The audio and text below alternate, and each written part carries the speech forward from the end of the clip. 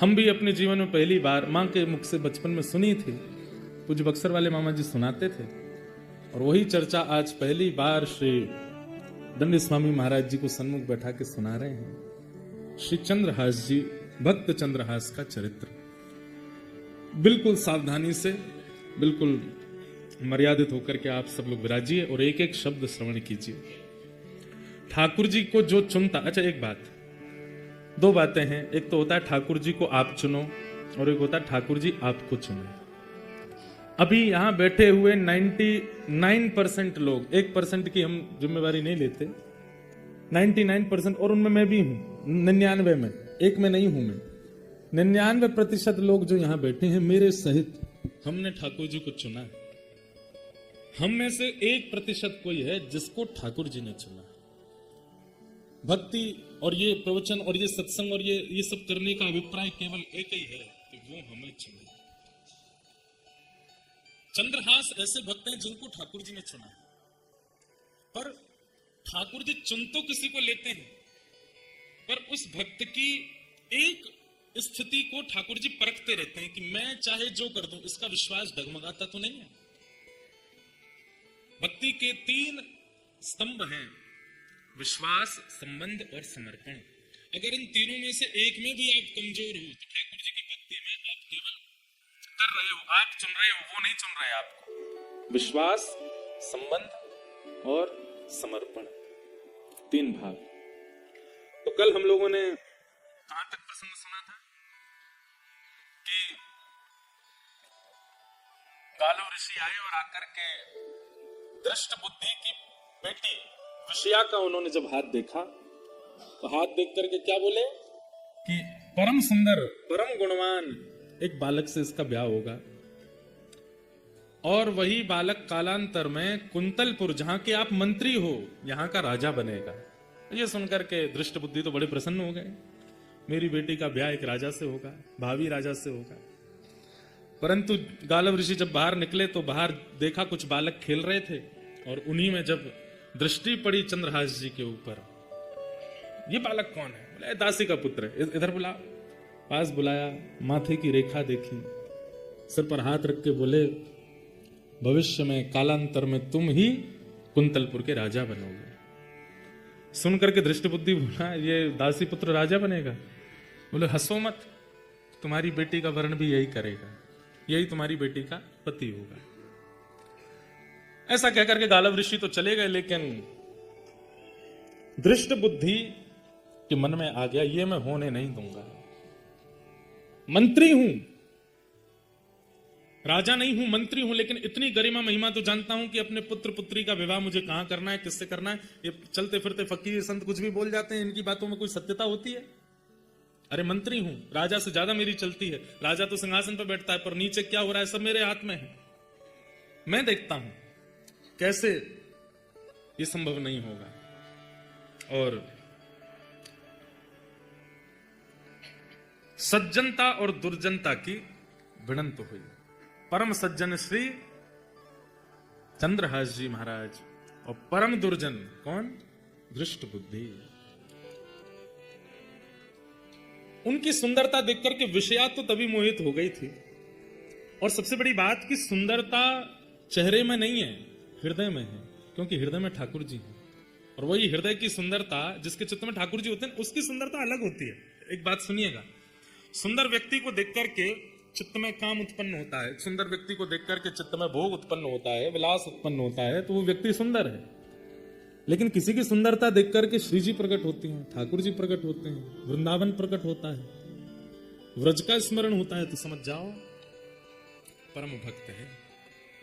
चंद्रहास जी के रूप को देख करके विषया के चित्त में पता नहीं कैसी प्रीति ठाकुर जी के प्रति जागृत होने लगी, और ठाकुर जी के प्रति प्रकट होने वाली उस, जय हो भैया, कौन को फोन बज रहा हो इतनी जोर से, ऐसी प्रसन्नता, अब मन बना लिया कि चाहे जो हो ब्याह तो इसी से करूंगी, बड़ा हो जाए। लेकिन दृष्ट बुद्धि ने मन बना लिया कि इसको नष्ट करना है। सैनिकों को बुलाया, बोले एक काम करना है तुम्हें मेरा। बोले क्या? वृक्षों के नीचे एक बालक घूमता रहता है। बोले हाँ, उसको पकड़ करके ले जाना है। और दूर वन में ले जा करके, इतना दूर ले जाना कि खबर भी ना पड़े, दूर वन में ले जाके उसका वध कर दो। और प्रमाण देने के लिए मुझे उसका कोई एक अंग अपने साथ लेकर के आना, जिससे यह प्रमाणित हो जाए कि तुमने उसे मार दिया। सैनिकों ने पूछा, महाराज जी उस बालक का अपराध क्या है? बोले, अच्छा खबरदार, तुम्हारी हिम्मत क्यों होती है पूछने की? मैं मंत्री हूं, मुझे पता है उसका अपराध क्या है। तुम्हारा यह काम नहीं है कि तुम ये पूछो मुझसे कि उसका अपराध क्या है। उसका जो भी अपराध है मुझे पता है। तुम केवल जितना मैं कहता हूं उतना करो, उस बालक को लेकर के जाओ, कोई देखने ना पाए। बदकों ने कहा, महाराज जी हम कहीं गए, हमारे रूप आदि को देख के हमने उसको उठाया, वो चिल्लाया, गांव के लोग आ गए तो बोले रूप बदल के जाओ। बोले क्या रूप बना के जाएं? बोले गले में माला पहन जाओ, धोती पहन जाओ, ऊपर स्वाफा बांध लो, गले में एक झोला टांग लो, संतों का वेश बना लो और सीताराम सीताराम चिल्लाते हुए जाना। सुना है उसको सत्संग कीर्तन बहुत प्रिय है और संतों के पास वो सहज खुद ही चला जाता है। संत बन के जाओगे तो आ जाएगा। सैनिकों ने संतों का रूप धारण कर लिया और संत रूप धारण करके वो सब सैनिक जन गए चंद्रहास जी के पास। चंद्रहास जी बैठ करके भगवत स्मरण कर रहे थे। प्राण श्री कृष्ण, जीवन श्री कृष्ण, मां श्री कृष्ण, पिता श्री कृष्ण, जीवन उद्धारक श्री कृष्ण, सर्वस्व श्री कृष्ण। जैसे ही वे रूप बदल करके चंद्रहास जी के पास पहुंचे, चंद्रहास जी को देखते ही पता नहीं कैसी एक परम शांति सी का अनुभव उनको चित्त में होने लगा। परम शांति का अनुभव देख करके मानो ऐसा मन होने लगा हम और देख लें, इसके पास बैठ लें, इसके रूप को निहारते रहें, इसकी आंखें, इसके नाक, इसका मुख, इसके कान, पता नहीं परी अच्छी सी शांति सी प्रकट कर रहे हैं। पर सारे सैनिक एक दूसरे के प्रति सोच रहे हैं कि कहीं ऐसा नहीं मुझ में लोभ आ रहा हो, ये सब लोग मेरी स्थिति को देख के कुछ और सोचें। पर वास्तव में सबके चित्त में एक साथ लोभ आ रहा था उसको देखने का। एक सैनिक दूसरे से बोला, सुनो मैं तो इस पर मोहित हो रहा हूं, इसको मारने में मैं तुम्हारा साथ नहीं दूंगा, मैं यहीं रुक जाऊंगा, तुम इसको आगे ले जाना। तो दूसरा बोला, मेरी भी यही हालत हो रही है। तीसरे को बोलते हैं ये ले जाएगा। तीसरे को बोला, बोले सुनो तुमसे पहले तो मैं ही लट्टू हुआ जा रहा हूं इस पर। कहने का अभिप्राय, जिसके चित्त में ठाकुर जी होते हैं ना, उसको देख करके दुर्जन के भी चित्त में कहीं ना कहीं सहज सरलता आती। ये सब प्रमाण है बंधु हमारे भजन का। हमारे अंदर अगर भजन है, ठाकुर जी हैं, तो हमारी उपस्थिति अगर 4 लोगों के चित्त को परिवर्तित नहीं कर रही है तो इसका मतलब है कि भजन नहीं है, आडंबर है। एक को भी अगर परिवर्तित करती है, एक के चित्त में भी कुछ परिवर्तन लाती है, आपका रूप, आपका स्वरूप, आपकी बोली, समझो ठाकुर जी स्तब्ध हो गए। अच्छा एक बात और, हमने हमारे नाना जी से एक बात पूछी। मैंने कहा नाना जी एक बात बताओ, हमारे पूज्य नाना जी पंडित श्री कृष्णलाल शास्त्री जी बड़े अच्छे भागवत के विद्वान और ब्रज साहित्य के विद्वान, उनसे हमने एक बार पूछा, मैंने कि नाना जी जैसे प्रहलाद जी की भक्ति देख करके सारे सैनिक भक्ति करने लगे, भजन करने लगे, हिरण्यकश्यप ने देखा उसके अंदर क्यों कुछ नहीं हुआ? सबके चित्त में हो रहा था तो हिरण्यकश्यप में वही प्रश्न यहां भी उठता है। जब सबके चित्त में चंद्रहास जी को देख करके प्रेम, प्रसन्नता, भक्ति उत्पन्न हो रही है, तो फिर दृष्ट बुद्धि के चित्त में क्यों नहीं? हमारे नाना जी एक सहज सरल सा उत्तर देते थे, लाला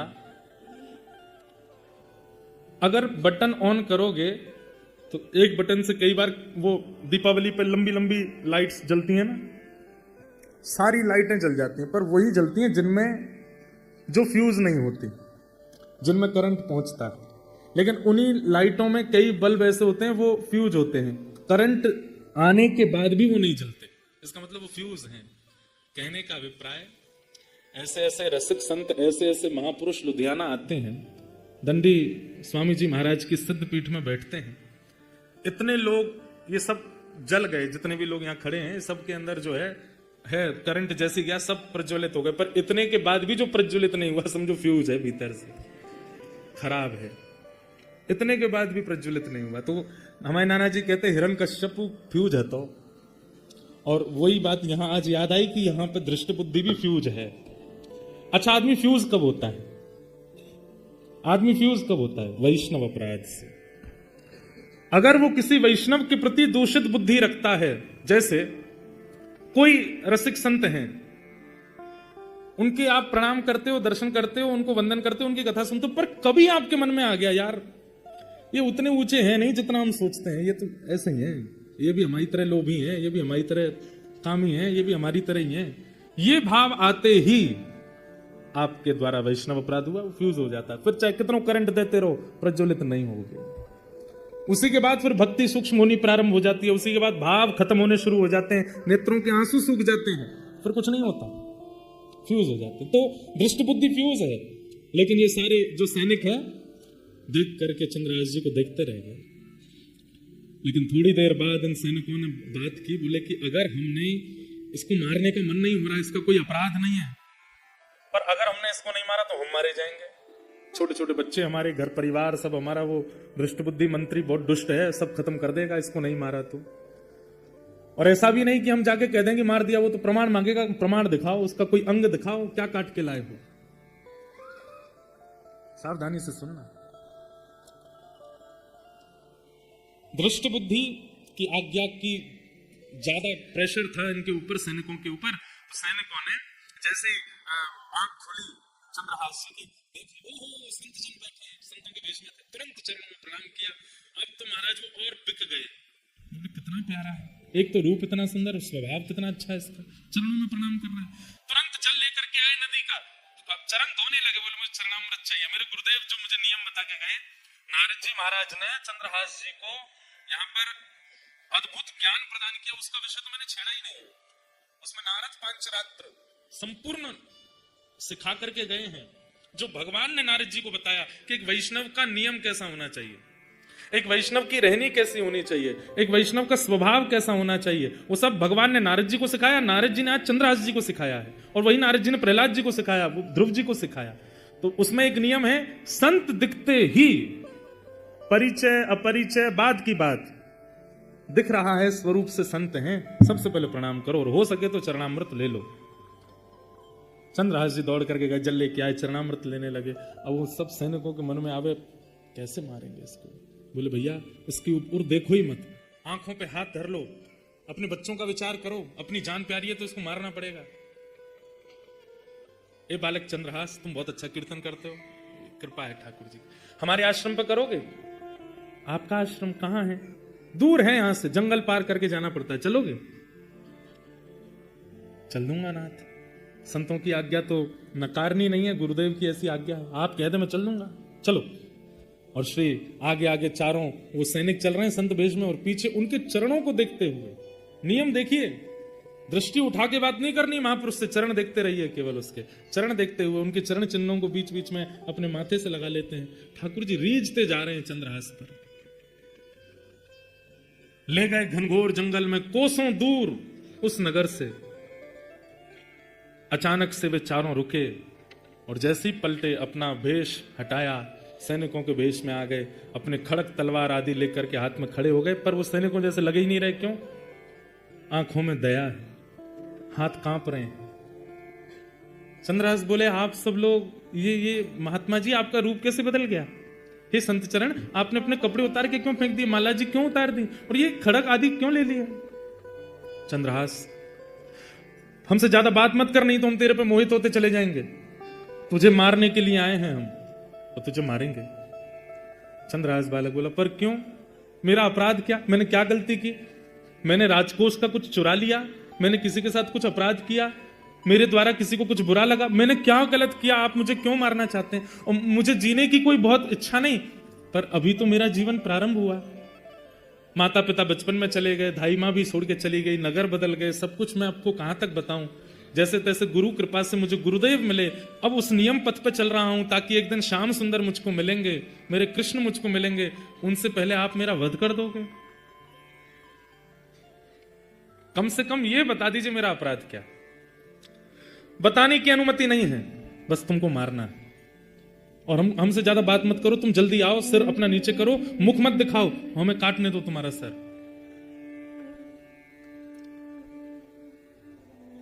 चंद्रहास बालक थोड़े घबरा गए, हाथ जोड़ करके बोले, एक आज्ञा चाहिए। बोले क्या? अंतिम इच्छा मैं अपनी पूरी कर सकता हूं। बोले क्या अंतिम इच्छा है? बोले आज सुबह से ठाकुर जी की सेवा नहीं करी, अपने ठाकुर सेवा कर लूं, ठाकुर जी का भोग लगा दूं, चरणामृत पी लूं, उसके बाद ले चलना, मार देना। मैं कहा गली चौबारों में रहने वाला, मैं किससे जाके कहूं कि मुझे बचाओ? कोई है भी तो नहीं मेरा। अब मेरे पास कोई रास्ता नहीं, मरना तो मुझे है ही है, पर मैं अपना नियम तो कर लूं। ठाकुर सेवा, अब तू वापस जाएगा ठाकुर जी लेने? नहीं, ठाकुर जी मेरे कोई सिंहासन मंदिर में थोड़ी है। तो कहां है ठाकुर जी? तुरंत मुंह से ठाकुर जी निकाले, गाल में रखते थे चंद्रहास। देख करके सैनिकों के नेत्र सजल हो गए, हम कैसे मारे इसको? कितना भावुक है, कितना भक्त है, मुख में ठाकुर जी लेके घूमता है। मेरे पास कुर्ता भी नहीं है, मेरे पास जेब भी नहीं है, मेरे पास सिंहासन नहीं, इसलिए मुंह में रख के घूमता हूं। गुरुदेव ने आज्ञा दे दी, इसलिए, अपने मन से नहीं। तुरंत गए पास के जल में जाकर के शालिग्राम भगवान को स्नान कराया, एक पत्र का आसन बना के उस पर बैठा दिया, पुष्प तोड़ के लाए, उनका वंदन करने लगे। एक मट्टी में ही थोड़ा जल मिला के चंदन रज जैसा बना करके ठाकुर जी का तिलक स्वरूप लगाया, ठाकुर जी की प्रसादी तिलक स्वरूप अपने लगाई, फल तोड़ करके लाए, ठाकुर जी को अमनिया करके पवा दिया। सैनिक जन देख रहे हैं और बस एक दूसरे का हाथ पकड़ के कह रहे हैं, भैया मुझसे ये अपराध नहीं होगा, मैं अपने घर वालों के लिए मरने को तैयार हूं, इसको नहीं मारूंगा। अरे थोड़ा धैर्य रख, मारना है, थोड़ा और साहस कर, मारेंगे हम इसको। अंत में ठाकुर जी के चरणों में प्रणाम करते हुए गाने लगे और गाते गाते ठाकुर जी से बोले, हे नाथ, मैं अपने प्राण त्याग रहा हूं आज आपके चरणों में, बस अपनी एक अंतिम प्रार्थना आपसे करना चाहता हूं। एहो विधि नाथों पे अचरा पसार मांगू, जन्म जन्म दीजो याहि ब्रज बसे, अहीर की जात समीप नंद घर, एहो विधि नाथो पे अचरा पसार मांगू, जन्म जन्म दीजो याहि ब्रज बसे। चंद्रहास जी अपनी झोली फैला करके ठाकुर जी से बोले, हे नाथ, पता नहीं इस जन्म पे तो मेरे से क्या ही अपराध हुआ कि बचपन से सब ऐसा हुआ कि मुझे समझ नहीं आता कि मैंने क्या अपराध किया। सब बिगड़ता गया, लेकिन मुझे वो बिगड़ा हुआ नहीं लगा। अच्छा, मुझे गुरुदेव नारद मिले, मुझे आप मिले, आपकी सेवा मिली, बस नाथ है कि प्रार्थना, अगले जन्म में भी आप मिल जाना, उसके अगले जन्म में भी मिल जाना, उसके अगले जन्म में, और जब जब मैं जन्म लूं आप मुझे मिलते रहना, बस मेरी यही अंतिम प्रार्थना है नाथ। और ये प्रार्थना करके ठाकुर जी के आगे सर झुकाते हुए चंद्रहास बोले, सैनिकों, हे वधिकों, अब आप मेरा सर काट सकते हैं, तुरंत काट दीजिए, मैं देखूंगा नहीं, मैं ठाकुर जी के चरणों में सर झुका के बैठा हूं, आप मेरा सर काट दीजिए। सैनिकों ने तुरंत अपने खड़ग उठाए, हाथ पांव ऐसे कांप रहे हैं उनके। आज वही खड़ग जिससे अनेकों के सर धड़ से अलग किए, आज वो इतना भारी लग रहा है कि उसको चार मिलकर के नहीं उठा पा रहे। हाथ से खड़ग छूट गया, चरणों में गिर गए, बोले कि चंद्रहास, हम नहीं कर पाएंगे, पर तुम बताओ, तुम तो एक भक्त हो, हम मंत्री से कैसे बचे? वो हमें मार देगा अगर हम कोई प्रमाण लेकर के नहीं गए तो। नहीं महाराज, आप मारिए मुझे, आप अपना कार्य कीजिए, आपकी क्या गलती, आप तो मंत्री की आज्ञा मान रहे हैं। तभी एक, अब देखो ये भी ठाकुर जी की कृपा है, ठाकुर जी जो करते हैं सोच समझ के करते हैं। तभी एक सैनिक की दृष्टि पड़ी कि चंद्रहास जी के पैर में 5 नहीं 6 उंगली है। कई लोगों के एक एक्स्ट्रा अंगूठा होता है, कई लोगों के पैर में एक एक्स्ट्रा उंगली होती है, कई लोगों को, उनको कहते तो ऐसा ही है कि वो शुभ होते हैं जिनके 6 उंगली हैं। दृष्टि पड़ी तुरंत, अरे रुको रुको रुको रुको, चंद्रहास अपने पैर दिखाओ। पैर दिखाया तो 5, एक अंगूठा, 4 उंगली और कन्नी उंगली में 1 उंगली और थी। मिल गया, बस थोड़ा कष्ट होगा तुमको, बिल्कुल चुपचाप आंख बंद कर लो अपनी। चंद्रहास जी ने आंख बंद की, करोगे क्या? बोले करो आंख बंद। आंख बंद की, वो उंगली पकड़ के उसको काट दिया, और काट करके बोले, बस अब तुम भाग जाओ यहां से, दिखना नहीं, हमें प्रमाण मिल गया, हम इसको जाके दिखा देंगे कि मार दिया, उंगली लेकर के आए, छोटा बालक था, मुख लाना हमने उचित नहीं समझा, उंगली नहीं आए हैं, मर गया चंद्रहास। और चरणों में प्रणाम करके चंद्रहास जी को खूब रक्त निकला। उन सैनिकों ने प्रणाम किया, बोले चंद्रहास तुम भाग जाओ यहां से, अब वैसे ही तुम कोसों दूर हो और दूर चले जाओ, और जीवन में कभी अवसर मिलेगा तो फिर देखेंगे तुमको, हम सौभाग्य मानेंगे तुम दोबारा मिले तो। उंगली छोटी सी काट करके ले गए सैनिक जन। इतने नाचते हुए आ रहे थे क्यों? मारना भी नहीं पड़ा, काम भी हो गया। यहां पर दृष्ट बुद्धि मंत्री सैनिकों को देखता है, बड़े खुश लगते हो ऐसा लगता है काम हो गया। जी हुजूर, काम कर दिया हमने। प्रमाण दिखाओ। उंगली दिखाई, देख करके हंसने लगा दृष्ट बुद्धि। हाँ, संत बोलता था उससे ब्याह होगा मेरी बेटी का। संत बोलता था वो राजा बनेगा यहाँ का। ये सब संत मंत कुछ नहीं होते, इनकी बातें ऐसी रहती हैं। और अब देखो, अपनी पुत्री का ऐसे कुल में ब्याह करूंगा और देखना फिर क्या होता है। अब हो गया पत्ता साफ। अरे कालव ऋषि, हमको तो कभी बुलाना ही नहीं, अपने आप कुछ भी बोल जाते हैं। मंत्री से बड़े थोड़ी होते हैं संत ऋषियों की वाणी। यहाँ पर चंद्रहास जी थोड़े लंगड़ा रहे हैं, पैर में चोट है, रक्त बहुत निकला। अपने शालिग्राम जी को मुख में धर के कुछ फल आदि पा लिए थे, वहीं सो गए एक वृक्ष के नीचे। सो गए ठाकुर जी का स्मरण करके। पास में एक देश था, एक नगर था, और उस नगर का नाम था चंदनावती नगर, राज्य। और उस नगर का राजा था, उसका नाम था कुलिंद राजा। उसकी पत्नी का नाम था मेधावती। ये कुलिंद राजा जो थे, इनके कोई संतान नहीं थी।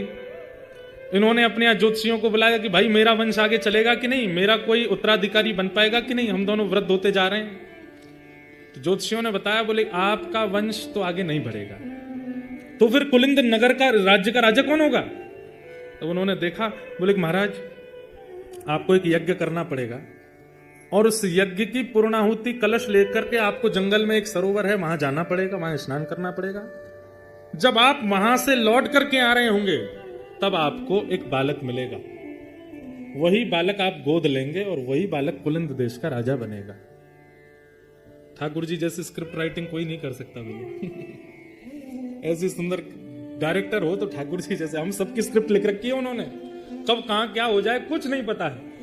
अब सोचिए, अब कुलिंद राजा, उसने अनुष्ठान किया। अनुष्ठान करने के बाद यज्ञ विसर्जन के लिए सरोवर स्नान करने जा रहा है। सरोवर में स्नान करके जैसे ही लौटे तो कहा था सैनिकों ने कि ब्राह्मणों ने, लौटते समय बस ध्यान से देखते आना, एक बालक मिलेगा। लौटते समय जब आ रहे थे तभी दृष्टि पड़ी एक वृक्ष के नीचे चंद्रहास जी बैठे, ठाकुर जी का स्मरण कर रहे हैं। जाते ही राजा ने उनके पास बैठे बोले, पूछ तो लूं कहीं किसी का बेटा ना हो, कहीं किसी और का ना हो। मेरे को तो अनाथ बालक चाहिए जिसको मैं अपने कुल दीपक बनाऊं। ये कौन है, इसकी जानकारी तो ले लूं। पूछा कि तुम कौन हो, तुम्हारा नाम क्या है? तो कितना सुंदर शब्द है।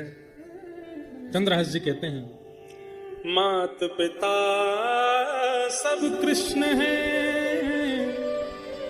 मात पिता सब कृष्ण है घर यह आकाश। मेरे माता पिता कृष्ण हैं और ये आकाश ही मेरा घर है। नाम हमारो सब कहे बालक चंद्रहास। माता पिता सब कृष्ण है, घर है यह आकाश, और सब चलते फिरते बोलते थे, इसलिए अपना नाम पता चला, मेरा नाम है चंद्रहास। सुन करके राजा चकित हो गए, अपनी रानी को देखने लगे। तुम्हारी माँ कौन है? बोले कृष्ण। पिता? वो भी कृष्ण। ताऊ चाचा सब कृष्ण। आकाश ही मेरा घर है, मेरा नाम चंद्रहास। मतलब अनाथ नहीं। नाथ तू अनाथ को, भगवान का नाम नाथ है। द्वारिका नाथ, जगन्नाथ, श्रीनाथ, सब जगह नाथ हैं। और नाथ का मतलब क्या होता है? रक्षक, स्वामी। अगर आप नाथ हैं, नाथ तो मुझसे बड़ा अनाथ कोई नहीं है। हम सबको कहना चाहिए, नाथ तो अनाथ को तो अनाथ कौन। आप सब अनाथ नहीं है। सबको लगता है कि ये उमेरो, ये उमेरो। अच्छा, कल रिजाइन दे दीजिए अपने काम से, कमाई छोड़ करके घर पे बैठो, पत्नी से कहो चलो आलू पराठा बनाओ, आज काम पे नहीं जाना, नहीं जाना। छोड़ दिया। पत्नी एक बार, अच्छा मेरे पास रहना घर पे, बड़े वाले गिलास में लस्सी लेके आओ, इतना बड़ा पंजाबी गिलास, पियो। शाम को बोलो आज कुछ और बनाओ, पिज्जा बनाओ, रात्रि में ये वाला पराठा बनाओ, सुबह ये बनाओ। 1 दिन 2 दिन 3, हर दिन डिमांड करो। 7 दिन बाद रसोई पे खड़ी खड़ी बोलेगी खाना ही है कि कमाना भी है। देवी अब कमाई वमाई कुछ नहीं, अब तो तान दुपट्टा से, तो कल परसों की व्यवस्था कैसे होगी भगवान देखेंगे। पत्नी हो, बच्चे हो, माँ हो, पिता हो, सगे हो, संबंधी हो, 7 दिन में खलने लगोगे उनको। 7 दिन बाद प्रिय नहीं लगोगे। इच्छा होने लगेगी कि बस पड़ा ही रहेगा क्या, कुछ करना नहीं इसको। हम किसी के प्रिय इसलिए हैं क्योंकि हमसे उसका कोई स्वार्थ है। मानते तो हमारा भी परिवार है, हमारा भी सब कुछ है, हम बोल रहे हैं यहां बैठ करके, पर मुझे भी पता है, आपको भी पता है, स्वार्थ लाग करहि सब प्रीति, अपना कौन है तो ब्रह्मनाथ नहीं हुए। एकमात्र ठाकुर जी ऐसे जिनका हमसे कोई काम नहीं बनने वाला, फिर भी हमारे लिए बैठे। वास्तविक नाथ तो वही है। भोग मत लगाओ ठाकुर जी का, फिर भी बैठे रहेंगे आपके घर पे। वस्त्र मत बदलो ठाकुर जी का, फिर भी बैठे रहेंगे। इत्र मत लगाओ, फिर भी बैठे रहेंगे। आरती मत करो, फिर भी बैठे रहेंगे। करोड़पति हो जाओ, फिर भी बैठे रहेंगे। खाकपति हो जाओ तो कह देंगे कोई बात ना, मुंह तो कोने में धर के लई चल संग में। कोई तेरा साथ छोड़ दे, मैं ना छोड़ूंगा, मैं तेरे संग ही रहूंगा। तो रोड पे रहे, कुटिया में रहे, कोई यहाँ किराए पे रहे या महल में रहे, एक बार ठाकुर जी आ गए, अंतिम श्वास तक नहीं छोड़ेंगे। सबसे बढ़िया संबंधी ठाकुर जी हैं, अंतिम दिन तक साथ रहते हैं। तो हम वास्तव में नाथ कौन है? वही नाथ है। नाथ तू अनाथ को अनाथ कौन मोसो, जो त्यों तुलसी कृपा चरण शरण चेरो। मुंह समान आरत नहीं, आरत हर तो सो। तू दयालु दीन हो, तू दानी हो भिकारी हो, प्रसिद्ध पात की तू पाप पुंजहारी। ठाकुर जी कितना कहां क्या किसका सोच के बैठे हैं, कुछ नहीं पता है। चंद्रहास जी महाराज को पिताजी मिल गए, माताजी मिल गए, लेकिन देखिए कितनी अद्भुतता। मैं तो चरित्र सुन के इतना आनंदित हुआ हूं, पढ़ करके इतना सुख मिला कि आपको सुनाने में मुझे बहुत प्रसन्नता हो रही है। चंद्रहास जी से आज्ञा ले रहे हैं राजा रानी, देखो हमारे कोई संतान नहीं है, हम पास के चंदनावती देश के राजा हैं, और हमको एक ब्राह्मणों ने कहा था कि हमको एक बालक मिलेगा मार्ग में, अनाथ बालक, उसको हम अपना बालक बना, उसी को हम अपनी राज्य का राजा बनाएंगे, उसी को अपना उत्तराधिकारी बनाएंगे। तुम हमारे पुत्र बन सकते हो, हम दोनों को अपने माता पिता रूप में स्वीकार करोगे? तुम जो कहोगे वो हम करेंगे। मतलब जैसे कोई लड़का लड़की का ब्याह होता है, ऐसे संबंध हो रहा है। ये सुनकर के चंद्रहास जी महाराज बोले, देखिए माता पिता तो मेरे कृष्ण हैं, उनके अलावा मैं किसी को मानता नहीं, पर आपको पुत्र की आवश्यकता है, इसलिए मैं आपकी भरपाई तो कर दूंगा, लेकिन मेरी एक शर्त है। क्या? मेरे भजन में, मेरे साधन में, मेरी सेवा में आप विक्षेप तो नहीं करेंगे? मुझे ठाकुर जी के भजन में दिक्कत तो नहीं देंगे? अरे क्यों देंगे हम दिक्कत? तुम्हारे लिए एक छोटा महल बनवा देंगे, तुम राजकुमार होगे उस देश के, प्रेम से रहना, अनेक सेवक हूं। नहीं, मुझे कोई सेवक नहीं चाहिए, मैं अकेला अपने ठाकुर जी की सेवा अपने हाथ से करूंगा, बस मुझे इतना वचन दे दीजिए, मेरी सेवा में आप विक्षेप नहीं डालेंगे तो मैं चलूं। हमें मंजूर है बालक, हम कोई तुम्हारी विक्षेप नहीं, तुम खूब प्रेम से सेवा करना, 24 घंटा लगे रहना सेवा में, बस तुम हमें स्वीकार करना। ठीक है, अगर आप मेरी भक्ति में बाधक नहीं बनेंगे तो मैं पुनः कह दूं, माता पिता तो मेरे कृष्ण हैं, पर आपका पुत्र मैं बन जाता हूं। और श्री चंद्रहास जी ने उस राजा कुलिंद राजा को अपने आप को पुत्र रूप में प्रदान कर दिया कि आप मुझे ले चलो। सिंहासन पर बैठे महाराज, पुष्प वर्षा हो रही है, लाखों की तादाद में पूरा चंदनावती नगर देख रहा है, हमारा राजकुमार आ रहा है बैठ करके, और रथ में बैठ करके श्री चंद्रहास जी पधारे। ये ठाकुर जी की लीला है भैया, कहां क्या करें, बस उन पर भरोसा रखो। हम लोग कैसे हैं पता है, बीमार हो गए, 7 दिन दवाई से ठीक नहीं हो रहे, अब क्या करें, ऊपर का कोई चक्कर है हमारे ऊपर, यहां पर ये कर आओ, वहां पर वो कर आओ, उधर से वो कर आओ, उधर से वो कर आओ, यहां से ऐसे। ठाकुर जी पे भरोसा क्यों नहीं रखते हैं? ठाकुर जी का चक्कर क्यों नहीं है आपके ऊपर, ये दूसरों का ही चक्कर क्यों है हमारे ऊपर? प्रहलाद जी महाराज कहते हैं, कृष्ण ग्रह ग्रहित आत्मा नवेद जगदीश्वर, जब अनेक प्रयासों से नहीं मर रहे थे प्रहलाद जी, तब हिरण्यकश्यप ने पूछा, तूने कोई टोना किया है क्या, कोई टोटका है क्या, ये कोई प्रेत तेरी रक्षा कर रहा है क्या? बोले पिताजी ऐसा मत कहो, कोई प्रेत नहीं है, कोई टोना टोटका नहीं है, ना तो मेरा राहु बलवान, ना मेरा केतु बलवान, ना मेरा गुरु बलवान, ना मेरा सूर्य बलवान, ये सारे ग्रह नक्षत्र सब है ही नहीं। एक ग्रह है मेरे जीवन में, क्या? कृष्ण ग्रह। मीराबाई कहती हैं, बड़ी देर में ताली बजी भैया, मैं तो गोविंद रा गुण गासू, राणा जी रूठे तो मने काय करस, मैं तो गोविंद रा गुण गासू, राणा जी। मीराबाई को सब बोलते हैं तू भजन छोड़ दे, तेरे कुल परिवार के सब लोग तुझे इतना टोकते हैं, रोकते हैं, मारते हैं, क्या क्या करते हैं, विष पिलाते हैं, फिर भी तू हरि गोविंद का गुण गाती है। अरे वो राजा रूठ जाएगा तेरे से, राणा रूठ जाएगा, किसी दिन रात्रि में कुछ कर देगा, तेरा गला सर से धड़ से अलग हो जाएगा। मीराबाई कहती है एक राजा रूठे उसके लिए मैं अपना हरिनाम छोड़ दूं, और कहीं वो विश्व जगत का राजा रूठ गया तो, कहीं वो त्रिलोकीनाथ रूठ गया तो मैं क्या करूंगी? एक राजा के रूठने की मुझे चिंता नहीं, बस वो नहीं रूठना चाहिए। रूठे चाहे राजा वासे कछु ना काजा, एक तू ही महाराजा और कौन पास जाएंगे। रूठे चाहे भाई वासे कछु ना भलाई, एक तू ही है सहाई और कौन को सराएंगे। रूठे चाहे शत्रु और मित्र आठों याम, एक तेरे चरणन के नेह को निभाएंगे। जग सारा झूठा एक तू ही है अनूठा, रूठ जाए चाहे सारा जग पर तू ना रूठा चाहिए। आप मत रूठो ना। मीराबाई गा रही, ओ मैं तो गोविंद रा गुण गासू, राणा जी रूठे तो मने काय करसू, गोविंद रा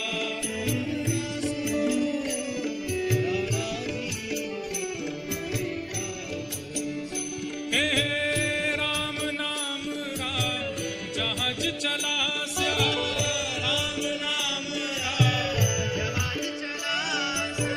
राम नाम रा जहाज चला स्या, राम नाम रा जहाज चला, मैं तो भव सागर तर जासू, मैं तो भव सागर तर जासू, ओ मैं तो भव सागर तर जासू, मैं तो भव सागर तर जासू, ओ मैं तो गोविंद रा गुण गासू, राणा जी रूठे तो मने काय करसू, गोविंद रा गुण गासू, राणा जी रूठे तो मने। श्री राधा रमण लाल की।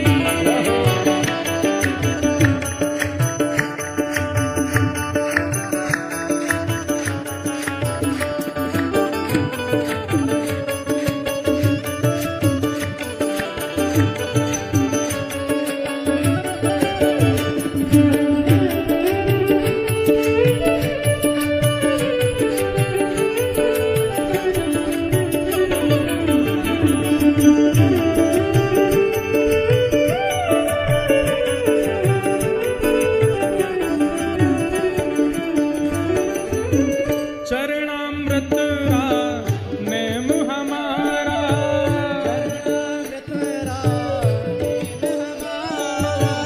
चरणामृत रा नेम हमारा,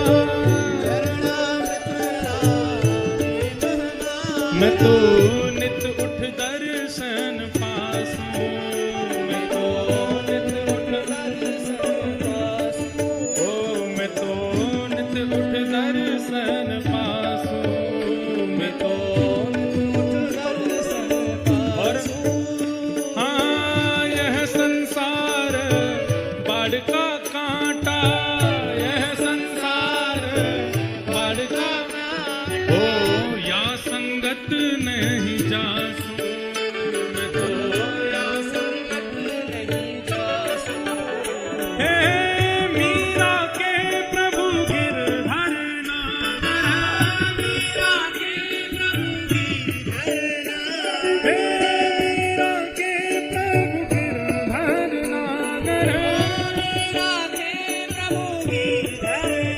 मैं तो निरख परख गुण गासूं, मैं तो निरख परख गुण गासूं। भाई साहब कह रहे हैं ये संसार दाढ़ का कांटा, या संगत ना जासूं। ये संसार कांटा है, ऊपर से पुष्प दिखाते हैं लेकिन नीचे पकड़ो तो कांटा है। इसके पास मुझे नहीं जाना, मेरे तो कौन है। मीरा के प्रभु गिरधर नागर, निरख परख गुण गास। ओ बाला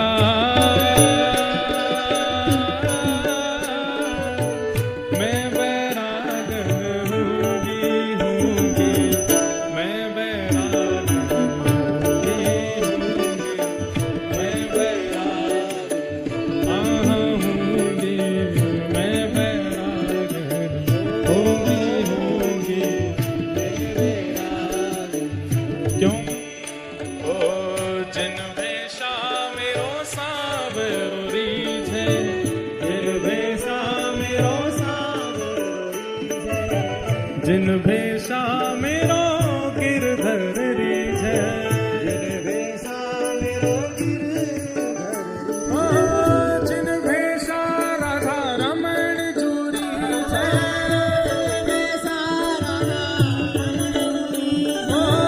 जिन भेषा राधा वल्लभ चूरी है,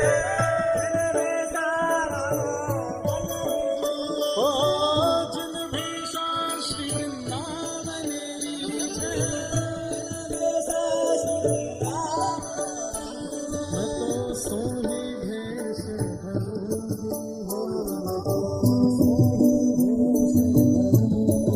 हाँ मैं तो सोही भेष धरूंगी,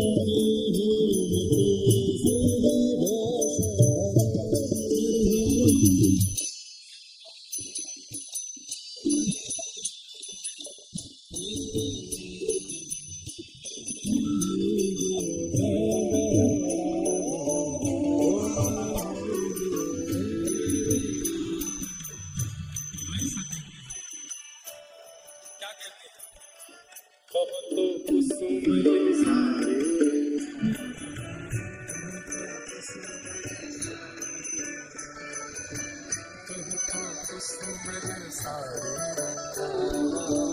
बहुत कुसुम सारे, कहो तो भगवान देश, कहो तो भगवान, ओ कहो तो मोतियन मांग,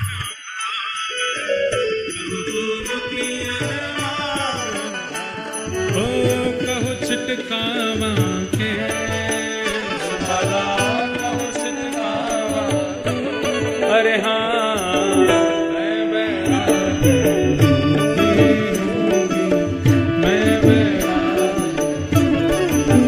ओ बाला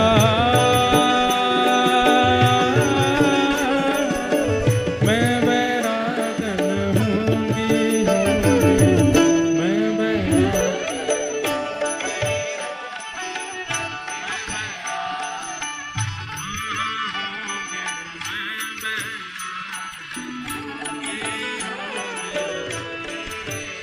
प्यारे गिरधर लाल की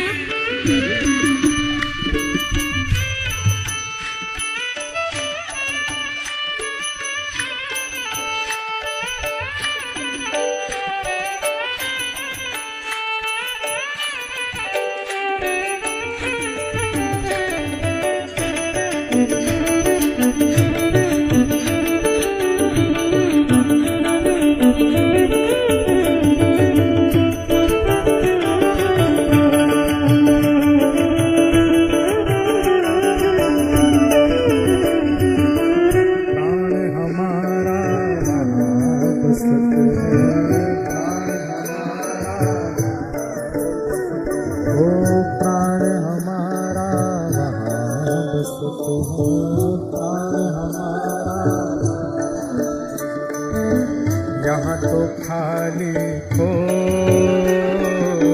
यहाँ तो खाली हो, यहाँ तो खाली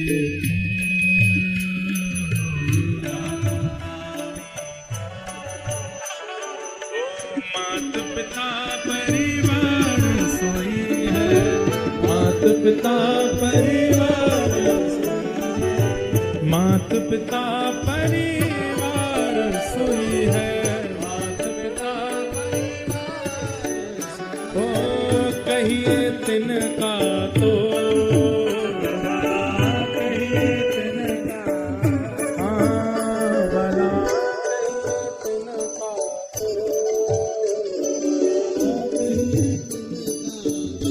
अरे मैं बैरागी, मैं बैरागी, होंगे होंगे ओ बाला, मैं बैरागी होंगी होंगे, मैं बैरागी होंगी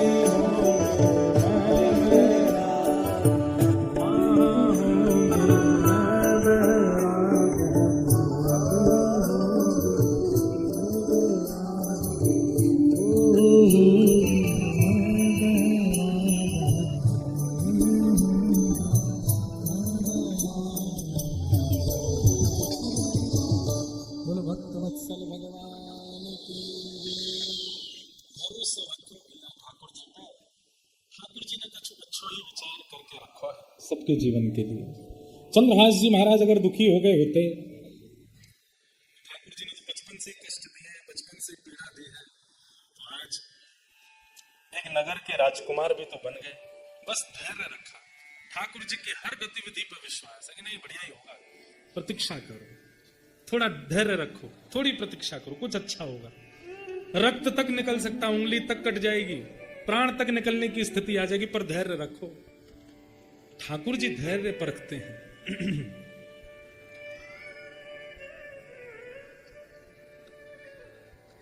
चंद्रहास जी अब चंदनावती राज्य के राजकुमार हैं। राज्य में आते ही पिता ने आज्ञा दी, बेटा चंद्रहास अब तुम देखो ये मर्यादा है कुल की, तुम्हें विद्यालय पढ़ने जाना होगा। विद्यालय गए, विद्यालय जाकर के चंद्रहास जी ने पूरी शिक्षा ग्रहण की, जैसी शिक्षा एक राजकुमार को प्राप्त होनी चाहिए वो सब शिक्षा ग्रहण करके वापस आए। वापस आकर के पिता ने उत्तराधिकारी रूप में उनको घोषणा करके पूरे नगर के सामने घोषणा कर दी कि भाई ये हमारे उत्तराधिकारी। चंद्रहास जी जैसे ही मंच पर आकर के हाथ जोड़े, उनकी रूप को देख करके, मुख का तेज देख करके, नेत्रों की गंभीरता देख करके तो पूरी प्रजा मोहित हो गई। राजा से कह दिया, बोले राजन आपने इतने सुंदर हमारे उत्तराधिकारी चुने हैं, अब तो बस इच्छा हो रही है कि ये राजगद्दी पर कब बैठेंगे, ये राजा कब बनेंगे।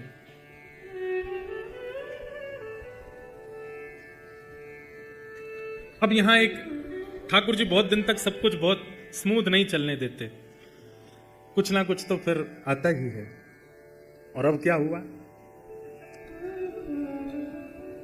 यहां जो कुंतलपुर जहां चंद्रहास जी दासी के साथ गए थे, वहां के राजा ने मंत्री दृष्टबुद्धि को बुलाया और कहा कि भाई एक पास में नगर है, उसका नाम है चंद्रावती। बोले हाँ। बहुत महीने निकल गए, बहुत साल वर्षा होने को आया है, महीने का कर नहीं चुकाया राजा ने, उसके कर नहीं आया। ऐसा लगता है कि प्रजा के कर से खूब आनंद ले रहा है। बोले क्या करें आप आज्ञा करो। बोले सेना लेकर के जाओ, और सेना लेकर के जाकर के या तो राजा से कर वसूल के लाओ और दुगना कर लेके आना, देने से मना करे तो चढ़ाई करके उसको नष्ट कराना। कौन जा रहा है? दृष्ट बुद्धि। और जिस नगर में जा रहा है वहां का राजकुमार कौन है? चंद्रहास। दृष्ट बुद्धि ने तैयारी कर ली अपने सब सेना की। बोले ले लो तीर कमान तलवार सब धर लो, चंदनावती नगर जाना है और वहां जाकर के राजा से कर मांगना, नहीं देगा तो उसको मार देंगे, उसको उसकी पूरी प्रजा को। और आजकल हमने सुना नया राजकुमार बनाया उसने। अब ये तैयारी हो रहे थे तो इनकी पत्नी, दृष्ट बुद्धि की पत्नी आकर के बोली, सुनिए आप मंत्री पद पे इतने व्यस्त रहते हैं, आपको घर परिवार का बिल्कुल ध्यान नहीं रहता, विषया बड़ी होती जा रही है, उसके लिए सुंदर वर ढूंढ लेना। और अपने नगर में तो करने में संकोच होता है, प्राचीन काल में एक ही शहर में ब्याह कम होते थे, थोड़ा दूसरे नगर के लोगों से करते थे। बोले वहां चंदनावती में अगर कोई अच्छा लड़का मिले तो देख के आना, थोड़ी दृष्टि इस रूप में भी घुमाना, केवल कर वसूलने की भावना से मत जाना, आंखों को थोड़ा ऐसे भी घुमाना, मेरी बेटी है उसके लिए कोई सहयोग वर मिले मुझे। खिड़की पर खड़ी खड़ी विषया सुन रही थी। पुत्री, हाँ पिताजी, कैसा वर चाहिए? ऐसी कोई इच्छा नहीं पिताजी, आप जो ढूंढेंगे अच्छा ही होगा, पर बस रूप सुंदर हो, गुण का अच्छा हो, बस और कोई मुझे ज्यादा विशेष धन से मुझको कोई लोभ नहीं, घर परिवार कैसा भी हो, बस रूप सुंदर हो और स्वभाव का मधुर हो। धृष्टद्युम्न ने बुलाया, सिर पे हाथ धरा, बोले मैं ढूंढ के लाऊंगा तेरे लिए, अच्छा वर ढूंढूंगा, चिंता मत कर।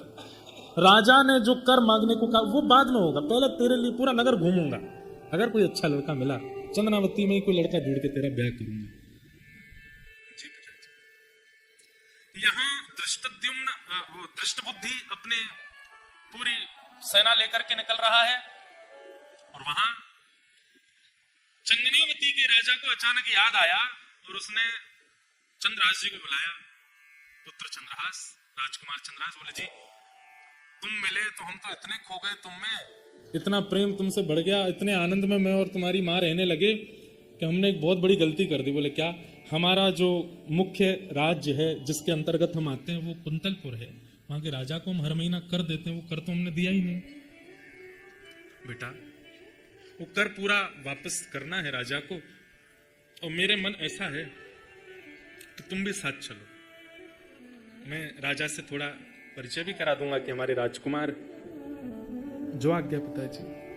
और सुनो, कर थोड़ा जितना है उसका दुगना ले लेते हैं, कहीं राजा क्रोधित ना हो, उसको दे आते हैं, बड़े राजा तो वही है, हमारा तो नगर छोटा है। जी पिताजी। पूरी तैयारी होने लगी, यहां पर सब कर आदि इकट्ठा करने लगे, सब धन आदि सब बैलगाड़ियों में सजाने लगे। इतने में ही शंखनाद हुआ। बोले शंखनाद किस बात का? बोले कुंतलपुर के महामंत्री धृष्टबुद्धि अपनी सेना लेकर के आए हैं और राजा को कह रहे हैं कि वो स्तब्ध हो जाए, उससे कुछ कठिन चर्चा करनी है हमें। राजा चंदनावती के बोले बेटा चंद्रहास, हम तो करने ही जा रहे थे, पर देखो अब मंत्री ही आ गया, अब बात तो करनी पड़ेगी। अंदर सिंहासन पर जाकर बैठे मंत्री, बड़े नगर का मंत्री भी राजा के समान पूजनीय, उसका खूब स्वागत किया, वंदन किया, ला करके बिठाया। मंत्री जी ने आगे कहा, बोले राजन, हमें ऐसा लगता है कि तुम बहुत ज्यादा जो है धन के मद में भूल गए, कर नहीं दिया तुमने कुंतलपुर का। महाराज देखिए, कर पूरा रखा है, दुगना रखा है, आप पहले तो ये ले लीजिए। मैं वैसे वहीं आ रहा था देने, आपको आने की कोई आवश्यकता नहीं थी, पर मेरी एक बात सुन लीजिए। एक शुभ घड़ी आई थी हमारे नगर में जिसके कारण ये सब विक्षेप हुआ। क्या? कैसी शुभ घड़ी? आप तो जानते हैं कि हमारे कोई संतान नहीं, संतों ने आज्ञा करके कहा था कि एक यज्ञ के बाद एक लावारिश बालक मिलेगा, वही तुम्हारा पुत्र होगा, उसको तुम राजकुमार बना देना। तो वो बालक मिला, तब से हम इतने प्रसन्न हो गए थे, उसके चक्कर में हम कर देना भूल गए। कहां है बालक? ये खड़ा है। धृष्टबुद्धि ने जैसी दृष्टि घुमाई, रूप देखा, नेत्र देखे, नासिका देखी, कहीं तो देखा है इसको। तुम देखे देखे क्यों लगते हो? इधर आओ थोड़ा। अब चंद्रहास जी का नियम, वो झूठ बोलते नहीं थे। छोंक लगा बहुत जोर से, कहीं से छोंक लगाए हैं। दृष्ट बुद्धि के मन में लगा है मिर्ची का छोंक। कथा चल रही है और घटने लग जाए स्थिति, समझो कि वास्तविक में सुन रहे हैं आचार्य चरण। दृष्ट बुद्धि के छोंक लग गया चित्त में, बोले कि हे दृष्ट बुद्धि, कहीं ये वही तो नहीं जो तुम सोच रहे हो? नहीं नहीं, वो कैसे हो सकता है? उंगली तो मेरे पास ही रखी है, वो तो नहीं होगा। चंद्रहास जी मंद मंद मुस्कारे, तुम हंस क्यों रहे हो मुझे देख के? महाराज सुनो, इधर आ, पादुका उतारना अपनी। चंद्रहास जी बोले जी। जैसे ही पादुका उतारी तो इकन्नी उंगली के पास में, अब वो कटा हुआ थोड़ा दिखता तो है ही, उसका वो भले भरा हुआ, जैसे ही देखा, तुम्हारे पहले 6 उंगली थी क्या? जी। हे भगवान, मेरा नाम दृष्ट बुद्धि, मेरे साथ इतना बड़ा अत्याचार, अन्याय, मेरी प्रजा खेल गई मेरे साथ। मैं इतना घमंड करता था कि मेरे जैसा महामंत्री नहीं मिलेगा किसी को, सेना इशारे पर नाचती है, मेरे साथ ऐसा कर दिया? तुम्हारा नाम चंद्रहास है? चंद्रहास जी हंस गए, जी महामंत्री जी मैं चंद्रहास हूं। इतने में राजा आया कंधे पे, हमने इसका राज्य तिलक आदि तो कर ही दिया है, अभी हमारा राजकुमार है, भावी हमारी चंदनावती का राजा। जैसे ही कई राजा तो सब चिल्लाने लगे, चंद्रहास राजकुमार की जय हो, चंद्रहास राजकुमार की जय हो। धृष्ट बुद्धि खड़ा खड़ा देख रहा है, दांत कसकसा रहा है। हाँ बहुत अच्छा, बहुत अच्छा, सुंदर पुत्र है तुम्हारा, अच्छा बालक मिला, भगवान की कृपा है तुम्हारे ऊपर।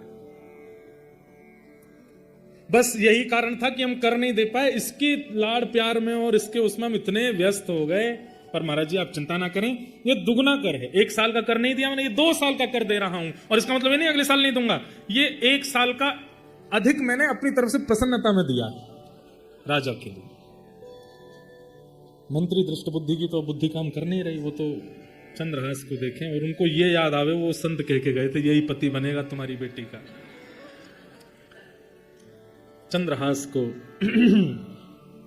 देख करके, अब उनका नाम ही है धृष्ट बुद्धि, जिसकी बुद्धि परम धृष्ट है।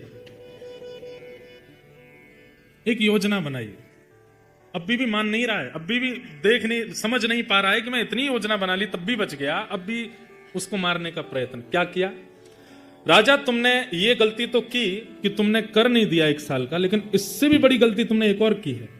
तो चंद्रनावती का राजा बोला, क्या भाई तुम कुंतलपुर राजा के अंतर्गत आते हो, बिना उनकी आज्ञा के और बिना उनको निमंत्रण दिए तुमने राजकुमार घोषित कैसे किया?